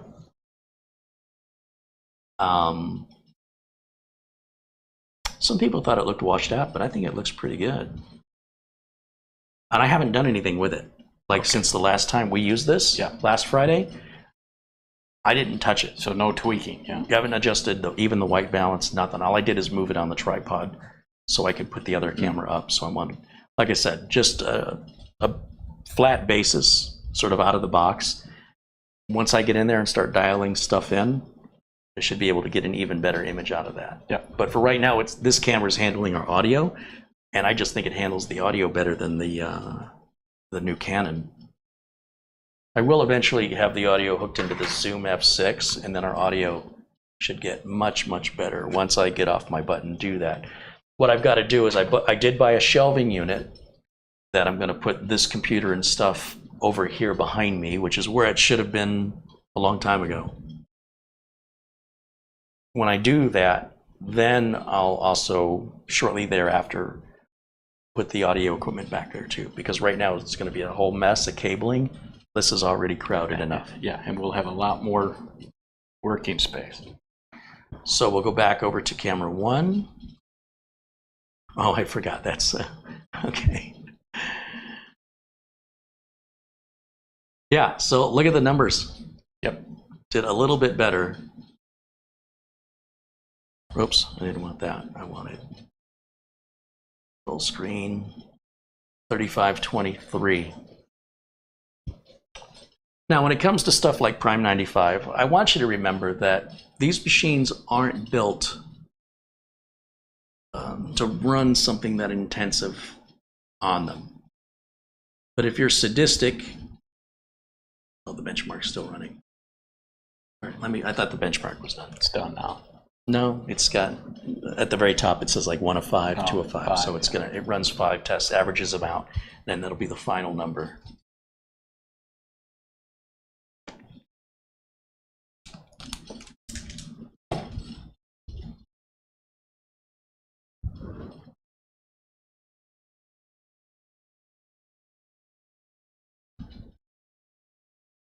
You're going to move all that, and then they're going to ask you to move out. Well, you know, when I go on vacation, I'm looking for a house. I will be doing a lot of house shopping. Looking at towns, and if I'm looking lucky, at homes. Maybe the house that is meant for me will just happen to be up for sale while I'm there. I won't know till I get there, but I'm definitely going to be. But a vacation that you're supposed to kind of relax and enjoy, and I'm going to enjoy looking at homes. Yeah. I'm not going to do it every day. No. But you've got a mission. Let me put it this way. If the first day I go out looking at homes, I find the house I want, then I can enjoy the rest of the vacation. Yeah. What do you think the odds of that happening are? But it's possible. That's all I'm saying. Yeah. It could happen. It is, yeah. All right. Anyway, there's our final numbers. So again, if we were going to do Prime 95 on this, then you're a sick person to torture a machine like this. So let's do it. No. It'll blow up. It won't blow up. Start smoking. Nah. True smoke. We'll hear it get loud, and then we'll see the temps rise. And then you can shut it down. I mean, it'll start shutting down cores and even power itself off. Okay. There's no harm. There's no physical harm we're causing. Now, if we were doing that every day, all the time, it might create some excess wear and tear on the overall lifespan. But just a few minutes, not gonna. All right, so there's a lot of information here. And this is full screen, and it's still too small for me to read it. Where's our temps?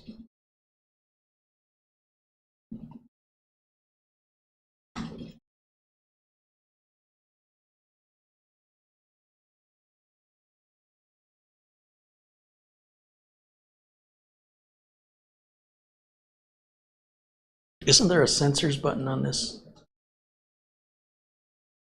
Let me close this.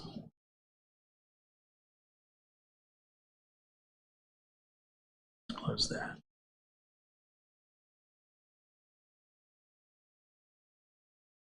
Sensors only. Okay, that's what I wanted. And apparently there's a new version I can download, but we're not going to do that now. Somewhere there's the... Where are my temps? Right down here. Right, temps, it did already get up to 61 centigrade, which, you know, look, I like to keep it under, at most, 80. Okay. So Prime 95 is not a realistic test. It really is a massive torture test. It's going to work the RAM, the CPU, all the cores, and it's going to do it relentlessly. So we've got a number of 6 cores and total of 12 threads. It's like having 12 CPUs. As soon as I click OK, the torture begins, and I'm going to start the stopwatch, and we'll see how long it takes before it will inevitably overheat. Okay, that's going.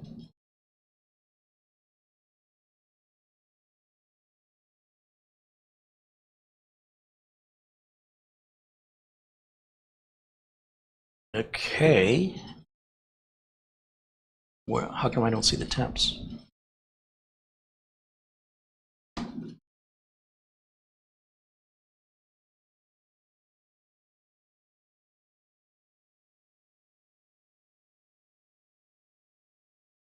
Okay, let's keep an eye on that, folks. And we are in auto mode. So we're not in silent, we're not in performance. We're just gonna leave it in auto. And we're gonna go back to a normal size screen so Mitch and I won't be able to see it. If it starts climbing over, Let us know. 80, let's say when it gets to 90, let me know. If it gets to 90, I'm Okay. pretty sure it's gonna get there. But at least I want to be able to see the chat room and talk to you guys. When we're full screen like that, you see us, but we can't see you. In fact, we can make our camera a little bigger now since there's really nothing much to see other than the temps.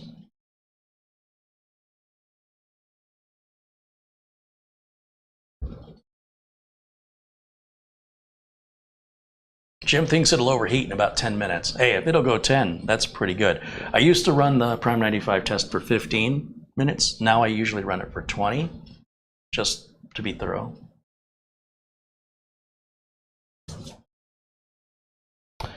And then as for the link for this product, I'll go over to Amazon. It's the AceMagician Mini PC.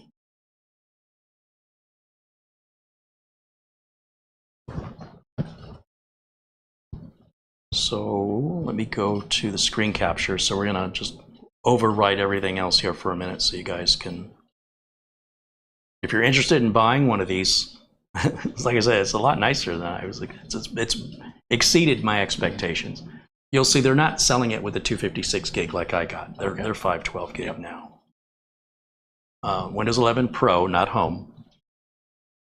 It does 4K out the HDMI and DisplayPort with a Type-C. And it does have Wi-Fi 6 built in, and I don't see any antennas, but apparently it's got Wi-Fi in there. Bluetooth. And Bluetooth 5.2. I don't know what auto power on means. There's all the specs. And the link for this is in the video notes. If you use my link and you buy it, I make a small commission. It's a nice way to support the channel. And you're buying it anonymously. I can see what was purchased and when it was purchased, but not who purchased.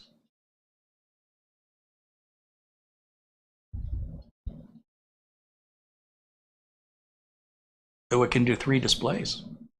How can it do 3 if there's only 2 video outputs? Is There's it? HDMI display and Type-C. Oh, they can go through Type. Okay, USB. It says cutting edge cooling performance. How to download the RGB control software. Log in to AceMagician. Download AMR5. AMR5. Why wasn't it pre-installed? Yeah. Okay, well, let's do that. Let's go to, well, I don't know what Google's going to do. AceMagician AMR5 RGB download.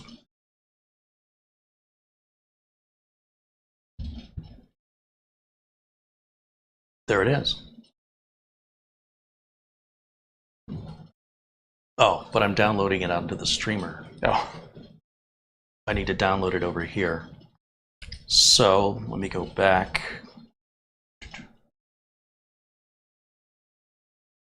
Well, you know what? Just copy it onto the flash drive. Let's just steal the flash drive. And I am kind of curious how our temps are holding up over here.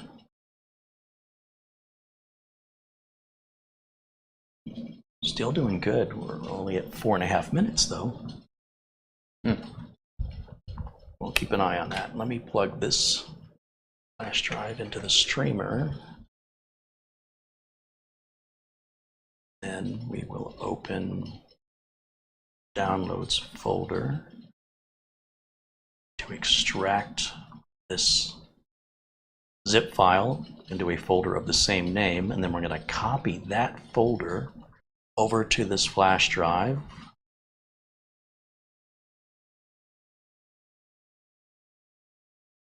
Oh, that's not where I wanted it. I copied it to my hard drive. It got plugged into the router. USB drive E, paste. Well, it's quick. Okay, close and close. Take that out, plug it back in over here. We're doing this while Prime 95 is running, so we're really working this machine now. It's getting a little toasty. Well, actually, it's cool. I felt some air.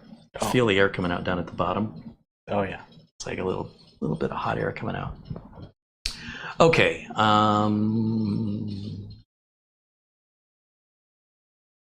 Let me go back full screen. Install that software. We're still doing good on temps, and well, Prime 95 is still torture testing. Let's go to the flash drive. Let's grab the LED tool. Let's right-click, copy. How come I don't have copy? Oh well, let's just open it. Oh. Yeah, I need to copy this. Right-click. Oh, because it's Windows 11. Gosh darn it. So there's scissors. Copy. All right. Well, that's the first time I've had to do this in Windows 11. Okay. All right, well, there you go. And then let's go to the downloads folder as though we had downloaded it here. Right-click, paste. There's no paste. What's this? Paste. Ah, this is so stupid. Okay, now double-click.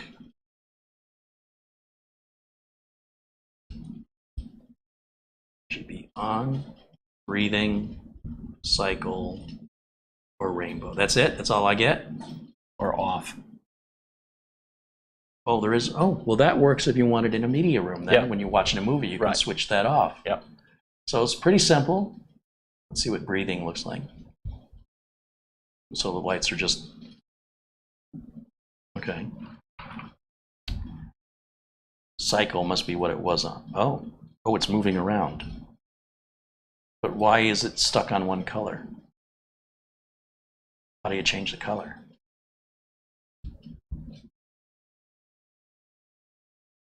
Can I cycle the color?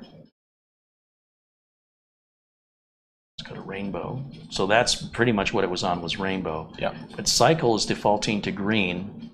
Breathing is also green. So what if I wanted it, let's say, red? How do I do that? Like, there's just nothing here.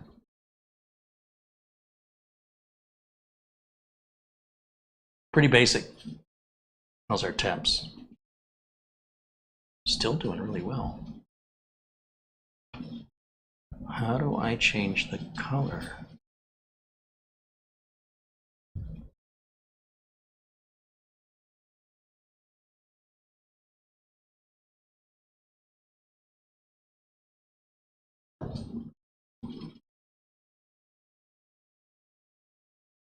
Well, I'm confused. There should be a way to change the color.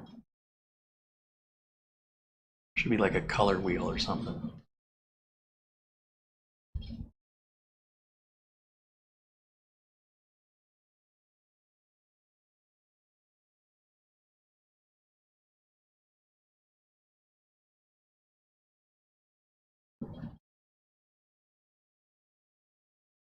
Why does it say it's off? Now it's on, but now it's off. So I turn it off, then hit breathing, and then turn it on. Oh, wait a minute. Does that change the color?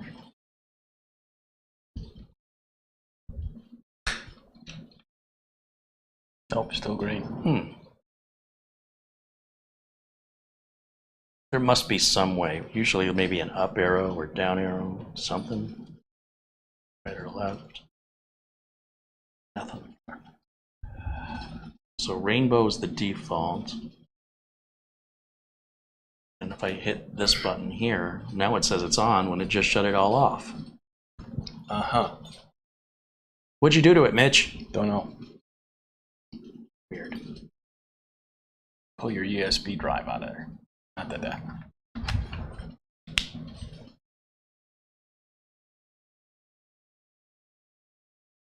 Oh, still green.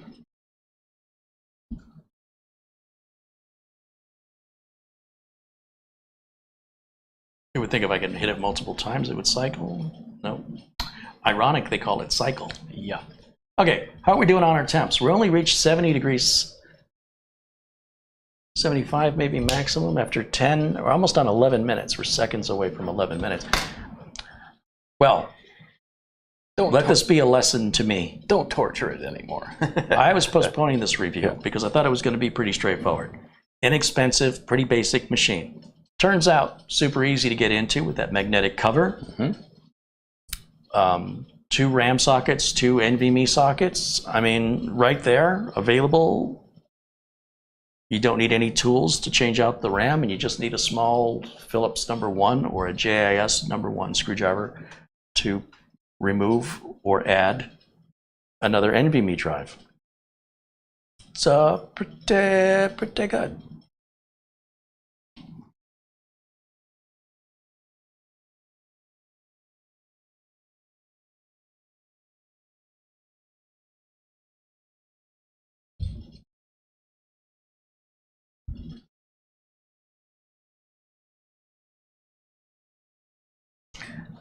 So, what are your guys' thoughts? How many of you would consider buying a machine like this, or would consider it a good solution for someone you know?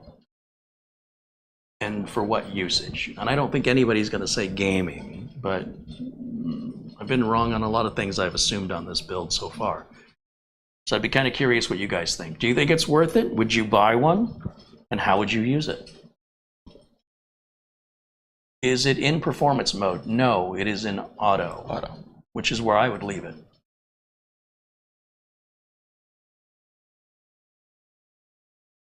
Nelson Contreras says it would be great for his mom. I could see a lot of average, ordinary home users, especially folks who aren't super into the computer, but they're just using it, for email and Pinterest and, paying some bills. Doesn't take up a lot of room. It's very affordable. Matthew says, I'm seriously thinking about replacing my living room PC with this. William Dawson says, I would buy to use as a second computer for general use. Yeah, it'd be good as a backup machine. Lawn Dog said, this particular PC would be fine for just about everybody. Absolutely a great and fast and powerful computer for just about anybody. Alex says, absolutely would buy it for a minimalist. You could put that in your luggage. Oh, that's true. But you'd have to have a monitor. Well, you know what? You could plug it into your hotel room's TV. Usually they can do that.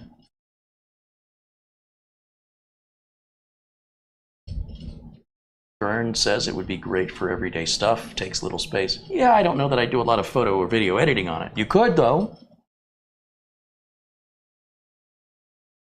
Stefan A contributes $5 Canadian. Thank you, Stefan. Ben Fitzpatrick says, all my mom does is Facebook, email, and Rosetta Stone, so I'd buy it for her. It's really quiet. Yeah. I mean, we're torturing it, and it's not screaming. Try sliding your finger on the power cylinder towards the right, and it will become red. Yeah, so we showed that earlier. We already showed that. If you're referring to like the color of the button, it's green or blue or red, depending if it's in silent, auto, or performance. So if we look now, how are we doing? We're almost at 15 minutes, and our highest temp so far has been 75. All right, well, let's put it into performance mode for these last 5 minutes. Okay.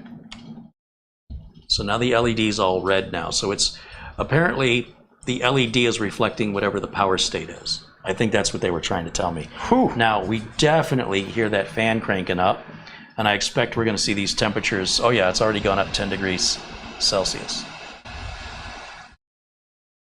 And we are 15 minutes and 20 seconds into the test. Still not bad though. I didn't expect this. I did not expect this. I mean, it's not thermal throttling, I don't think. I don't know where the thermal junction is on an AMD. On Intel's, it's 100 Celsius. AMD, this could be throttling. I don't know where the throttle temperature is.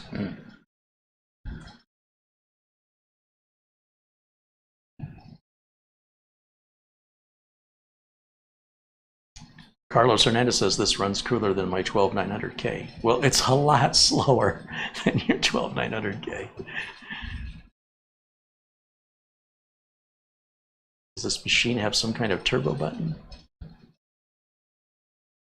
Yeah, you can go back and rewatch the video as we go over those features we've described. The silent mode, I had it in auto, or performance, using the dial on top. So when we had the close-up camera, we showed it in the close-up.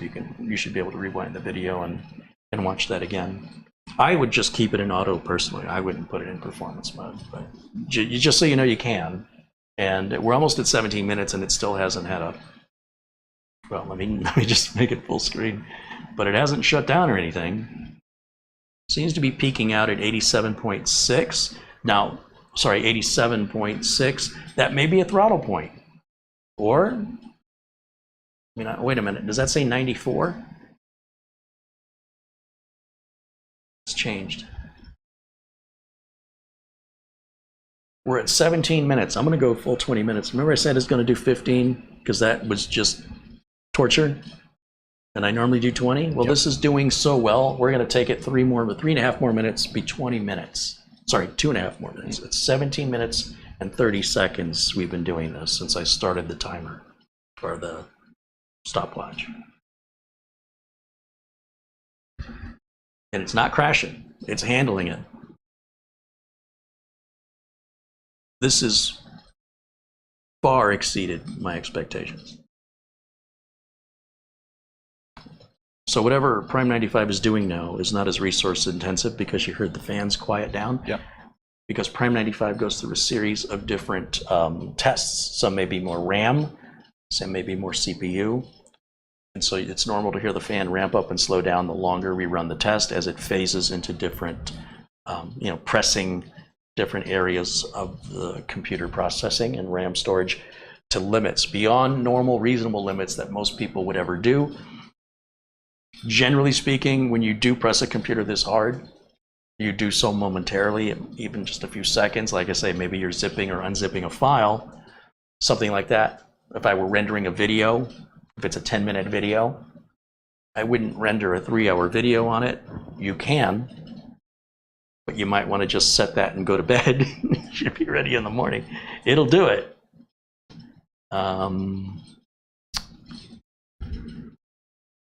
87.6, I'm guessing, has got to be a throttle point. That's, yeah.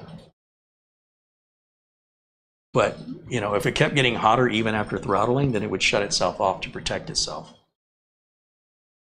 We're at 19 minutes, so we just have 1 minute left. Obviously, this is going to pass with flying colors.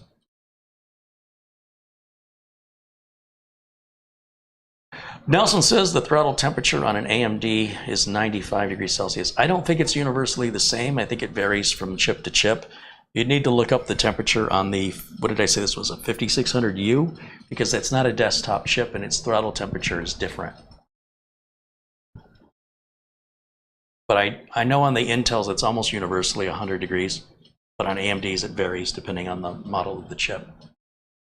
Either way, it hasn't crashed. That's the important thing. I don't care if it throttles. What I care about is if it has to shut itself off to protect itself. In fact, my camera hasn't shut itself off because of heat either. So that's pretty good. Yeah. If I don't say so myself. All right, now we just crossed over 20 minutes. So back over to full screen for us. And let's go ahead and drop, oh, wrong mouse. So there's our temps. I'm looking right up here. Yep. Let's see how fast this cools down. If I stop prime 95, now those temps should fall like a brick over here.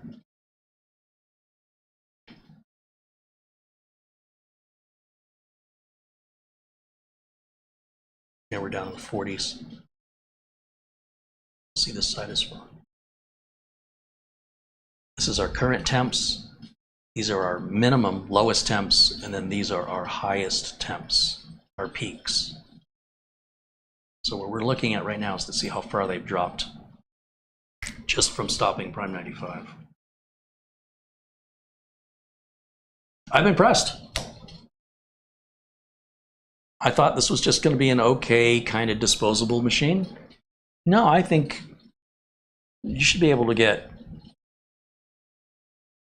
I don't know, depending on the operating systems,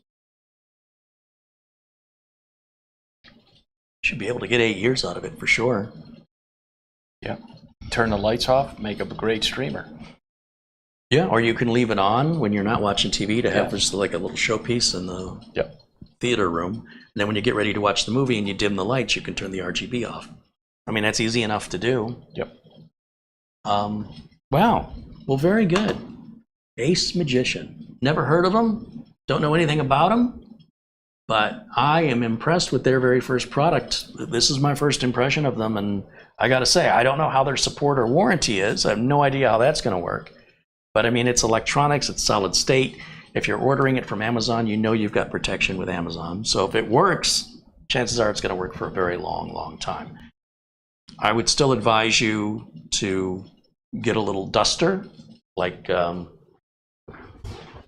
something like this, and take that panel off and just blow it out. Don't make contact, even though this is a carbon brush. Avoid touching anything, just blow it out. And hit it on the front and the back. You want to make sure you keep that little cooling wheel free of dust that will build up over time. Depending on your environment, you know, us here in Phoenix, we get lots of dust. If you're in a more humid environment, you probably wouldn't have to do that. I would say blow it out once a year. If you're in a dusty environment, twice a year. How often do you blow your computer? January and June, twice a year. Okay, well, let's go ahead and shut this down. I'd say everything is a go.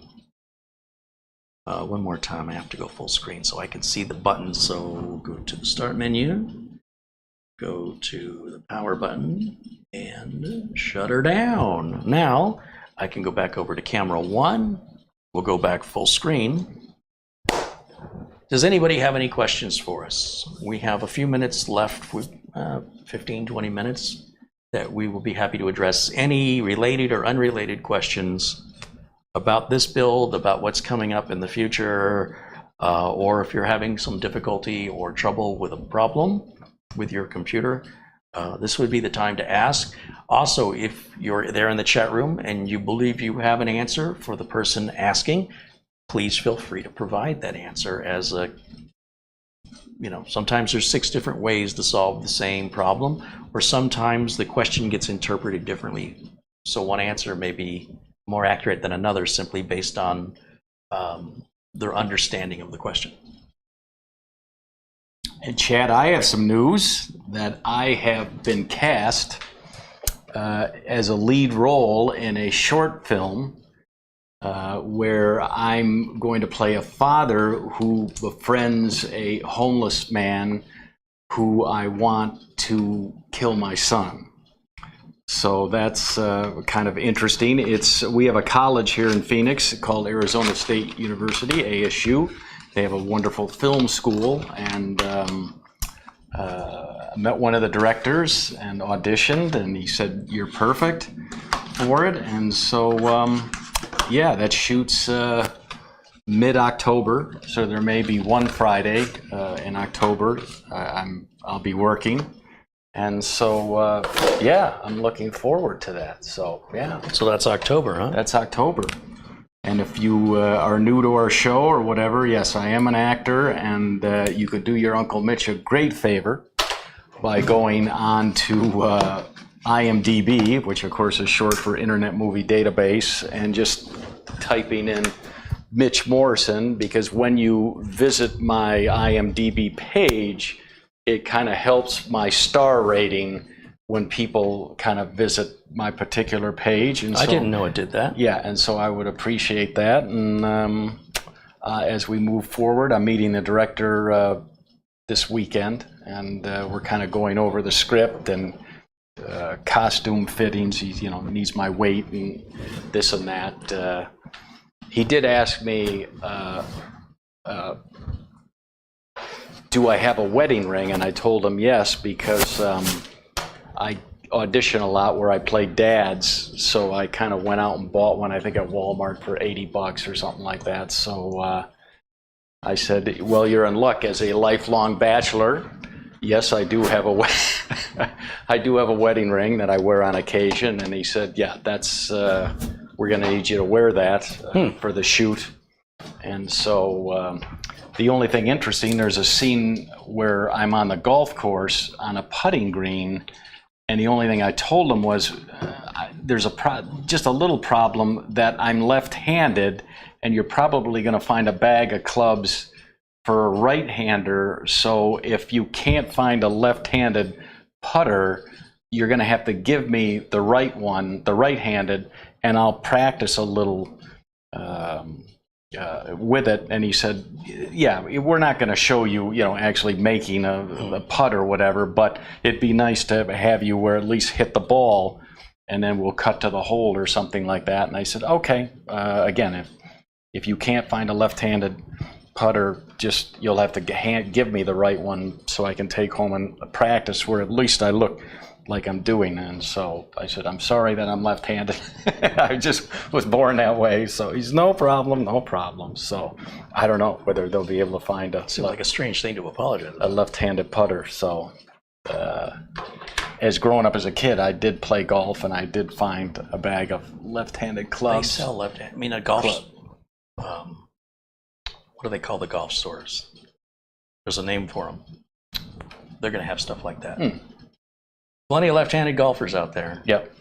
Mark Gaines with a 10-pound contribution. Hey, Mark. Says, can you get a Visa mount on the back of a monitor?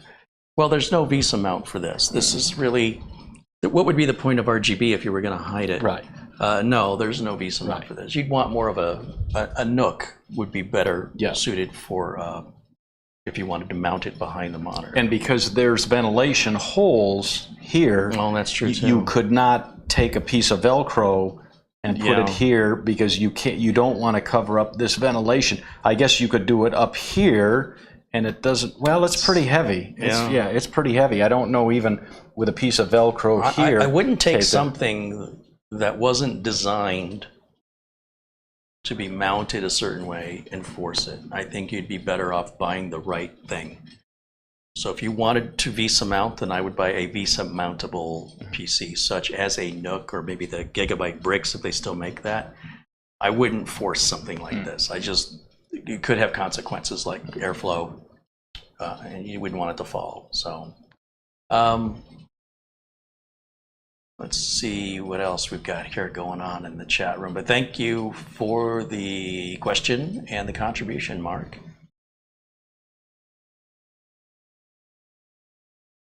Let's see.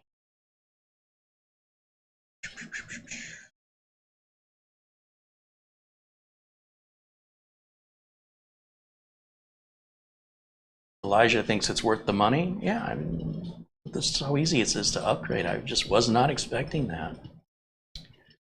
Let's see. Carrie, are you going to switch all of your customers to Windows 11? I'm still waiting for a reason. Like, what? Let me ask you this, Kyle. What's in it for my customers?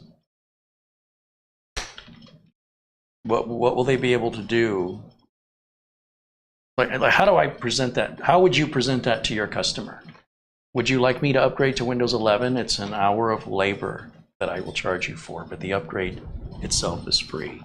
And your customer's going to say, well, why? Yeah, what benefit do I get from it? Yeah, why would I upgrade anybody to Windows 11? What advantage would that give them? So that's my question to you. When you answer my question, then I can answer yours. But I think you're going to answer your own question when you realize there's no reason, there's no benefit to Windows 11. Not yet. And in fact, there may be a Windows 12 next year. So we might just skip over Windows 11 if those rumors are true. And I just won't even, like, I didn't do Vista for any of my clients. Or Windows 8? Some of my clients had 8. But because 8 was around a long time, so when they bought a new computer, they get it. But as soon as Windows 10 came out, they were very quick to get out of it. So let's see, what other questions do we have? This is the time to ask if you have questions.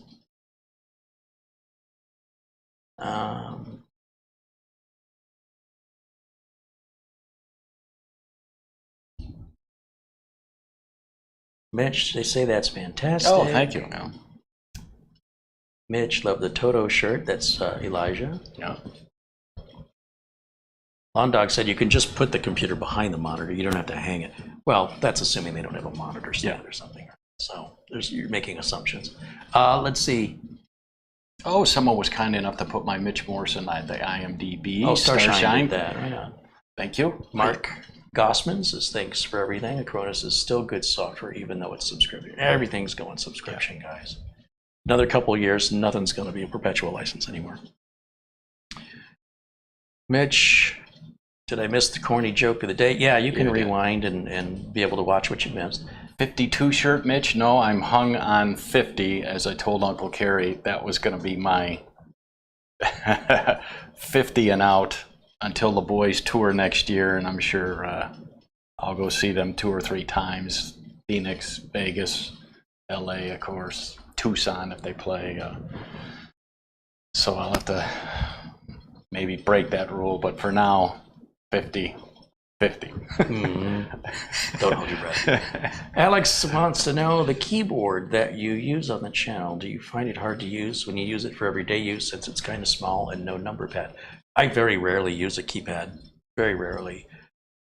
This is very similar to my laptop's keyboard in the shape of the keys, the spacing. Yeah. And my laptop here at Studio B is my primary machine. So I use this in my screening room. Yeah. And it's wonderful. These have built-in rechargeable batteries. You don't replace them. So there's a little USB port here, and you plug it into a USB. You know, you can plug it into your computer or plug it into a power bank, cell phone charger. And then when the light goes green, it's charged, and it stays charged for quite a long, at least 4 months for me. Same with the mouse. Again, there's no removable battery. It's all sealed. There's a USB plug here. Just plug it into a USB charger once every few months. Well, I guess we're done. We're done with that, aren't we? And then I keep the dongle right inside the mouse, just like that, so I never lose it. And that one dongle communicates with both the mouse and keyboard. And I don't have a very large bench, so the size is very important that it's small. But I can, I've been working on computers For 30 years. More than Over 30 years. And then I took typing in high school. So I did a lot of typewriter work too. Typewriters, especially the old manual ones, you had to have strength in your fingers to have the hammer hit the paper. Because if you didn't hit the paper, it was very faded. Right. So you had to. Then we got to the IBM electric typewriters, which were like really cool. Yeah. I have been typing on every kind of keyboard you can possibly imagine. My Atari 400 had a membrane keyboard, which was maddening. I have typed on different types of, like the color computer from Radio Shack had these chiclet. It was terrible, terrible keyboard. I'm not particular about my keyboard. If it's got keys, I'll press them. I'm good. I think it's kind of weird that there's like a generation of kids growing up that care about brown versus cherry versus, blue, MX, the feel of the. What? Can you imagine growing up with typewriters and being sensitive about it? That's a weird sensitivity to have. And in elementary school, Carrie used a quill and an inkwell to do the right. No, that was a little before your time. 4 score and 7. Was that a turkey quill? Yeah. No, I am very grateful that I'm not one of those people that cares how. Some keyboards I'm not quite as fast with, but it's not a major difference. Have you ever tried the split? I've never tried the split. I was about to say those ergonomic ones. Yeah, it just freaks me out. Some people hate them. Some people are great on it, but I'm like, I had a customer ask me if they still sold them. He wanted one. Oh. He said he loves those. I said, I think they stopped making them. I said, look on Amazon. But when I went to a customer's and they had that, that slowed me down. Right. Right, and just like with mice, I can use a trackball, I can use a touchpad, I can use like the little eraser mouse like Toshiba had on the laptops. Yeah. I love those. I don't really care for the touchpads, but the more I use my smartphone and the touchpads are a little easier for me now. But as a technician, I don't have the luxury of deciding what a keyboard feels like. That belongs to my customer. And I might only see a customer once ever. And then tomorrow I'll see another one. And no 2 customers have the same equipment. And you're there to do a job. You're not there to be comfortable. So you get the job done. And honestly, I don't really think much of it. I like these keyboards because they're small. I like that they were inexpensive. I like that the batteries are built in and they're rechargeable. And I like that one dongle. Because I used to have like a Logitech keyboard and Logitech mouse, and each one had to have its own dongle. Then Logitech came up with that unifying dongle, and you had to program it in. This is just right out of the box, plug it in and go. Yep. Now, as a main keyboard, I use a Corsair K55 is my main keyboard. But it's, this big. There's no room for it here. It's very subjective, isn't it? Yeah. Like what music you like or what volume you like. It's up to you to decide what food you like, what haircut you want, what clothes you want to wear today. If you're going to get a tattoo, what are you going to get? Where are you going to get it? These are all decisions that are only right for one person on the planet and nobody else, and that's you. And whether people agree with you or disagree with you, who cares? What difference does it make? And this came in really handy when I went to Thailand, chat, because I had a laptop that had a few keys that didn't really function. And it was ridiculous to throw the laptop out, and Carrie's like, well, or even paying for the repair on an old laptop. He's like, well, let me get you one of these. Yeah, just plug the USB in. You got a USB? Yeah, I got a USB port, and I'm like, I'm back in business with the laptop. If you got a laptop where it's got sticky keys or the touchpad isn't working, you can just buy an external USB, plug it in. The Wi-Fi stops working, buy an external USB Wi-Fi. Monitor stops working, plug in an HDMI cord. Most laptops have it, and go right out to an external monitor. The laptop may be so old it's not worth fixing, but if it's functioning and it's just a part of it's bad, these USB devices, USB mice, USB keyboards, USB Wi-Fi, they're cheap, like $20. And can extend the life of your laptop.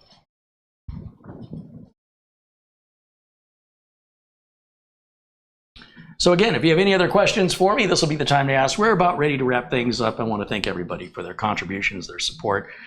You getting hungry? I'm kind of I'm kind of peckish myself. Yeah. Our thoughts are out to Peter. Peter Laycock. He had lost a family member. Okay. But thoughts are with him.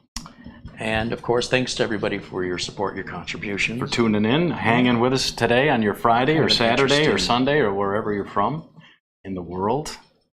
I'm still researching Vietnam, you know, with my little notes, what cities would I like to hit, and North, Hanoi, and South, Saigon, and this and that. And so just keeping my notes for my next trip. Matt Olaf says, sorry I missed you today. Oh, sorry, we're glad you got in to say hello anyway. I think Matt Olaf is it Norway? Sweden. I should know by now. Matt Olaf's been watching the channel a long time. Jim wants to know what the benefits would be of Windows 12. Well, I mean, If I could see in the future, I'd see, yeah. See what I could see. the idea is that if Windows 11 doesn't have any benefits, then what benefits would Windows 12 have, right? I mean, I think that's a line. It's like a joke, tongue-in-cheek kind of a question, but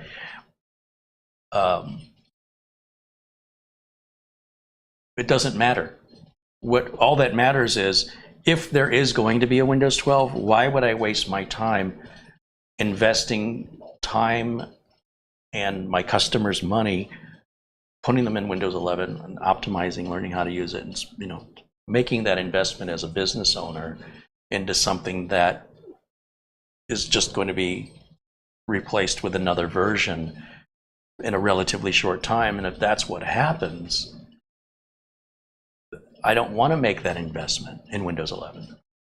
Not if there's going to be a Windows 12, and I'm talking before Windows 10 expires. So if any new operating system comes out from Microsoft beyond Windows 11 before October 14th of 2025, that last operating system before Windows 10 expires, that's the one I want to invest in, because that's likely going to be around. You know, look how long Windows 10's been around. Yep. So I only have so many hours in the day, and I have a lot of customers waiting for help. And the last thing I want to do is create a problem. Like, I don't need to create. Problems happen naturally on their own without me creating them. So to put in, let's say, Windows 11, and now they have, say, some piece of software that doesn't work with some old copy machine they've got that's 15 years old. They don't want to drop $25,000 on a new copy machine. They're not going to be very happy with me, right? So whatever operating system will be the latest by the time Windows 10 expires October 14, 2025, that's the one we want to be on as a business owner. That's the one I want to make sure my clients are going to be able to have, and I'm able to answer and support their questions. So right now, Windows 11 is still being developed. Quite frankly, Microsoft has released it, but when they talked about releasing Windows 11, they talked about all these bells, whistles, and features, but they're very, very cautious at releasing them because of the negative flashback they get. So now they're going very slow and very gentle. But I think 80%, 70 or 80% of all computers run Windows 10. I think that's what the number is. Or if it's all Windows computers, like Windows 10 owns the roost. Windows 11 is not taking hold the way Microsoft had hoped, but it's also not giving anybody any reason. So if Windows 12 never happens and Microsoft continues in their progress of evolving Windows 11, then I need to have experience and knowledge to be able to deploy and support whatever operating system I'm going to advise my clients to go to before the expiration of Windows 10. I'm not going to wait till the last minute. I'm not going to go to October 1st and go, okay, let's deal with this now. That would be a nightmare for me. But certainly ask me that question in January of 2025, because that gives us a full 10 months to upgrade everybody. And I'll have the answer for you. Mitch, you should visit Ireland. Actually, that's on my bucket list, Ireland and Scotland, since my last name is Morrison, and my father at 96 years old still reminds me that we're Scotch-Irish, so he's like, you've got to, you know, make a tribute and visit the motherland at least once in your life. And I went, yes, Pops, I will. So that's definitely on the list. And, since we haven't done a show since the Queen has passed, our thoughts are out to everybody there in Great Britain. She was a well-loved monarch. 96. 96 My years old. father's 96. He'll be 97 in April. We have King Charles now. King Charles the third, right? The third, yep. But it could be a year or more before they do the official ceremony, is my understanding. But boy, he waited a long time for his turn, though, didn't he? And he's 73. Is he that old? Yeah, he's 73. Because that was my thing I wanted to look up. I'm like, how old is King Charles III? Why is YouTube not giving me the option to send a 3-month message? I don't know what a 3-month message is.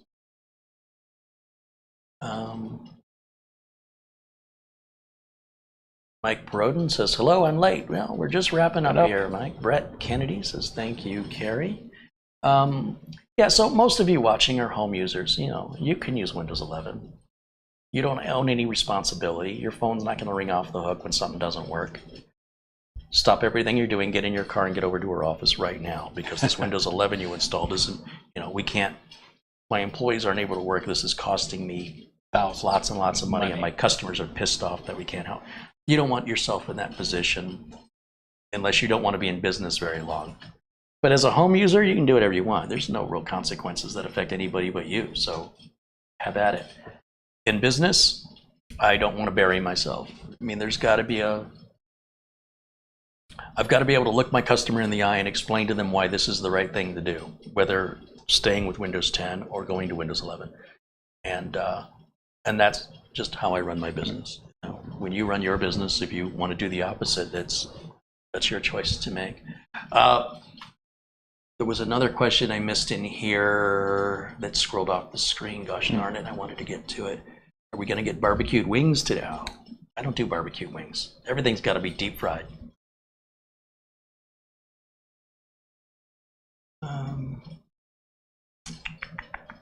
I swear there was a question in here that I wanted to address, and now I can't find it.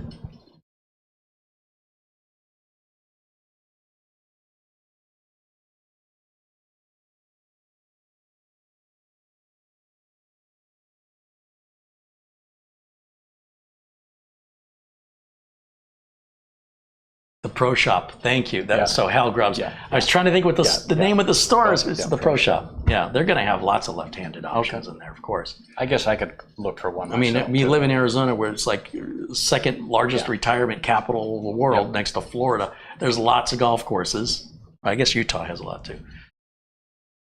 You could probably go to one of those sporting goods stores, like Dick's Sporting Goods, or I don't know, would REI or Cabela's have golf clubs? Don't know.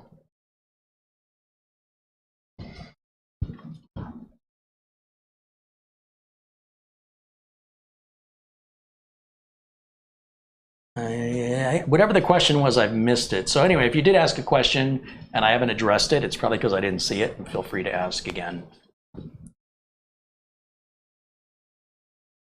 Marco says, my next time in Arizona, deep fried pizza will be.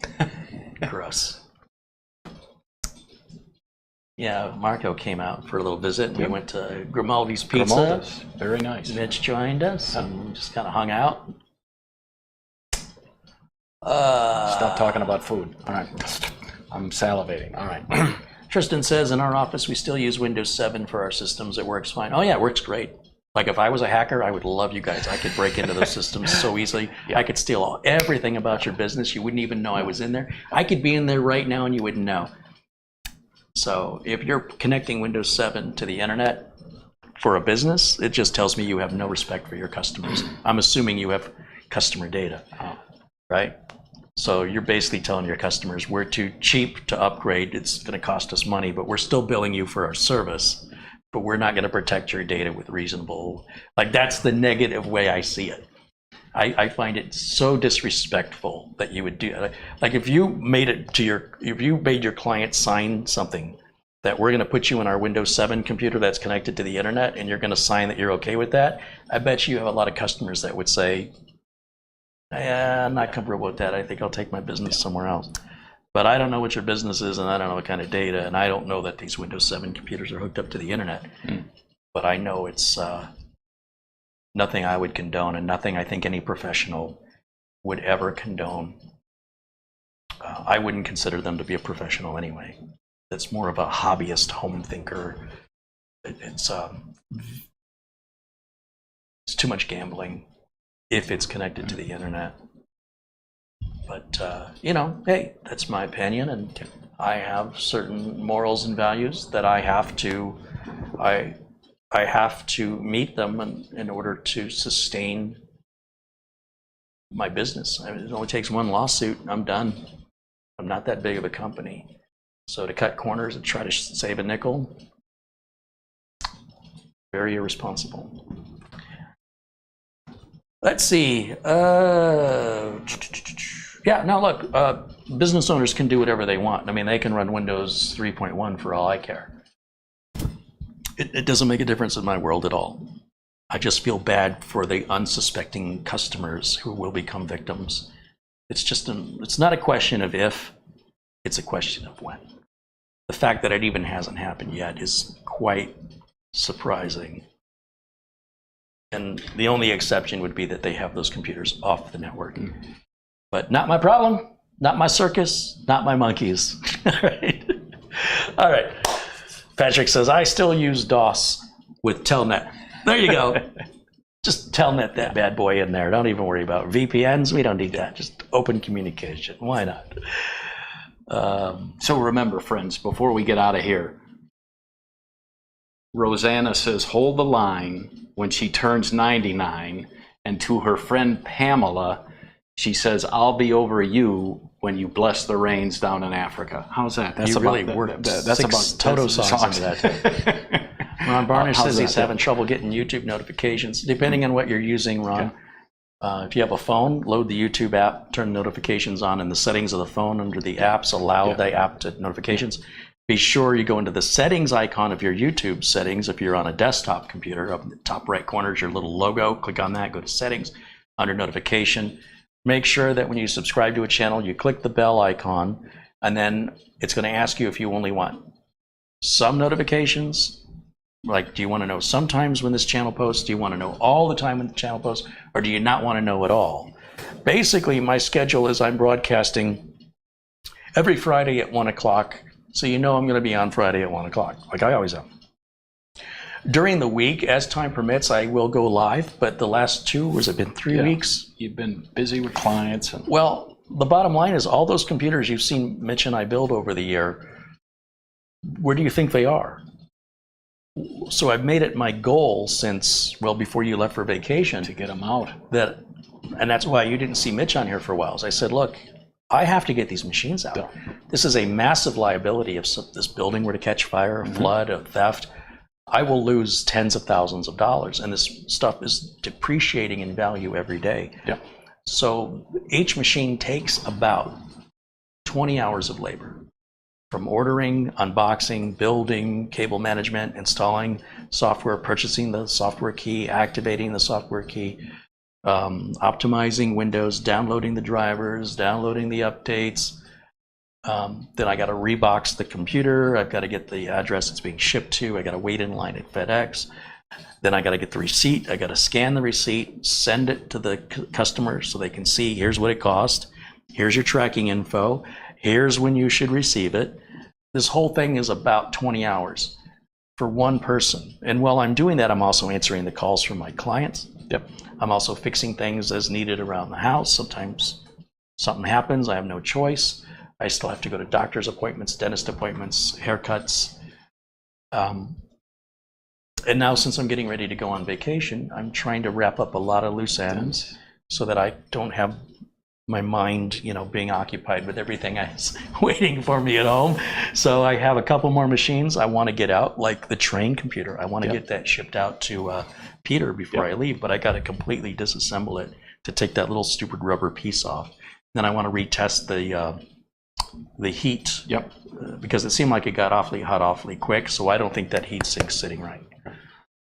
Once I get that all put back, taken apart and then put back together, then I got to figure out how the heck I'm supposed to ship it, because the way it ships, it's in 2 separate pieces. Well, I can't make it 2 separate pieces with the cables running between them. Right. And those little plastic tabs, they're real easily broken. So I think I'm gonna have to figure out how to pop those tabs out, put them like in a Ziploc bag, and make a little video for Peter to say, hey, when you get this thing, This is what you do. you gotta put these tabs in. If I leave those tabs in, I guarantee in the shipping and the tussling that's gonna happen, they're gonna break, and I don't know where you're gonna get replacements. Right. So I'd really like that off my mind Yep. and have it shipped before I leave. And then we've got some machines that'll be for veteran giveaways, and if time permits, I'd like to at least get one out. Okay. So best thing you can do is just make sure your notifications are turned on.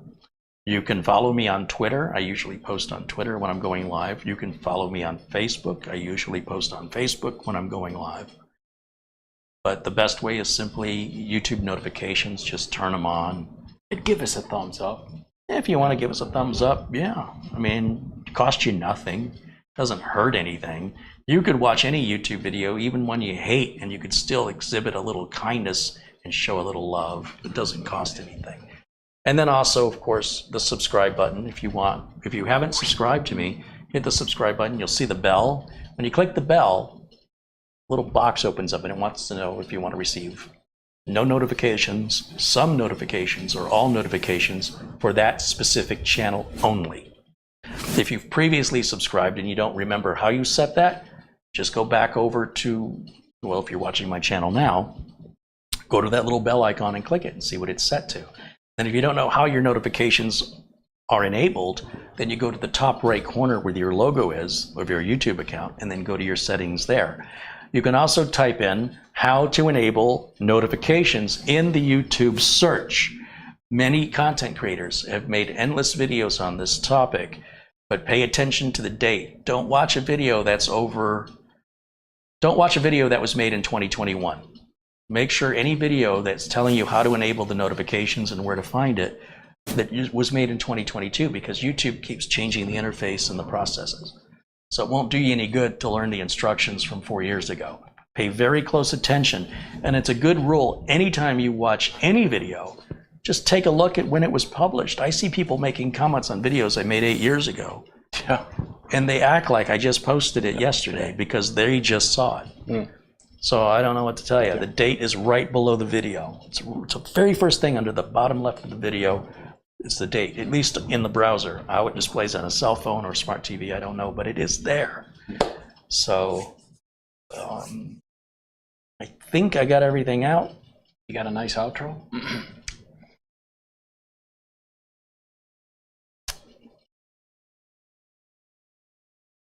Ron Barnish says, I did that, it will not stay on. Then you didn't do it right, Ron, because it does stay on unless you did something wrong. This is a problem that really bothers me, is when people claim they did it right, but it's not working, then you didn't do it right. It's not it that's broken. You did not set it correctly, or you are doing something that's undoing it and you don't realize you're doing that. This does not change on its own.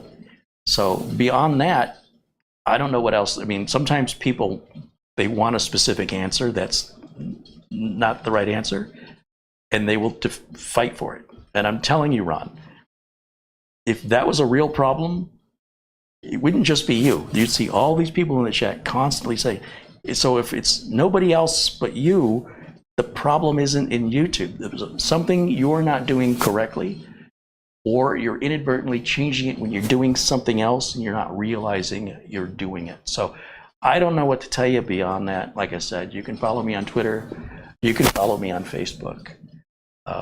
I will eventually get to a set schedule. I think when I get to Michigan and I get the studio set up, a lot of the business, not all of my computer business is local. So when I go to Michigan, I won't have any business. Right. So that should give me a lot more time for YouTube. Now, of course, my clients out here will still call me with questions and I can still remote in, and I will be traveling back and forth throughout the year. It's not like I'm going there and I'm never coming back. But if I'm out there for, let's say, 8 weeks and a customer's got a bad power supply, there's nothing I can do. Somebody has to go out and change it. But when I have that all settled in, I will have a regular broadcast schedule. Nice. But you haven't missed anything, Ron. I mean, I didn't do any videos this week other than today. Same with last week. And I think maybe the week before. Yeah. It's been rough. Like if I'm not making videos, then you know I have a ton of things happening. Yep. Because videos are I enjoy making them, and they're a priority for me. So if something else is keeping me from making the video, don't assume that I'm just sitting on the couch watching TV. What you should be assuming is probably what's more likely, which is that I'm getting buried in phone calls and support requests, or something personal in my life. Could be a health thing or to a family member that's keeping me, and it must be something important. And that's all you need to know. This isn't going away. This is something I'm building towards, and I would very much love to be able to set more than one day a week. Yep. But I'll tell you what, last week I wasn't even sure I was going to be able to do that show. So the good thing about saying, dedicating myself to Fridays at 1 is no matter how hectic the week gets, I should be able to always take 4 hours, 3 or 4 hours out of one day, commit to it no matter what. But boy, that last week was tough. Yeah. I almost didn't do the show last week, but I'm glad I did, because otherwise it would have been 2 weeks without content. So do bear in mind that this isn't my life. This is about 15-20% of my life. 80% is everything else, and I can't just switch it all off. I can start to fade it out, slowly fade it out, and then more with YouTube. But this whole buying the house thing, yeah, I can't be out shopping for a house and here making videos. Right. So I appreciate that consideration, that I am juggling a lot of different things at the same time, with the end goal being that this will be my main thing. Yep. I don't want this 20%. I want this 90%. But I can't just abandon everything else I've built up. So just, hang in there. We'll get there together. And again, playing with the different cameras, that's all part of this big picture, is to figure out which is going to be the main camera and how am I going to set this up so that when I have Studio C, I don't have to make all this, after buying a house, the last thing I want to have to do is buy a camera. Yeah. So this will all be invested. I'll know which ones are ideal for the type of filming that I'm doing, and I can focus then on the content. So we're just in this in-between place. So I appreciate your understanding with that. And like I said, you should go through some of the other videos from other content creators about the notification settings. Look for recent posts. There's something that when you see it, you're going to recognize what it is. And then when you do, let me know so we can let other people know should they encounter the same thing, just so we can all benefit. But there's a piece you're missing somewhere, and I don't know what it is. But if you look for it, you will find it.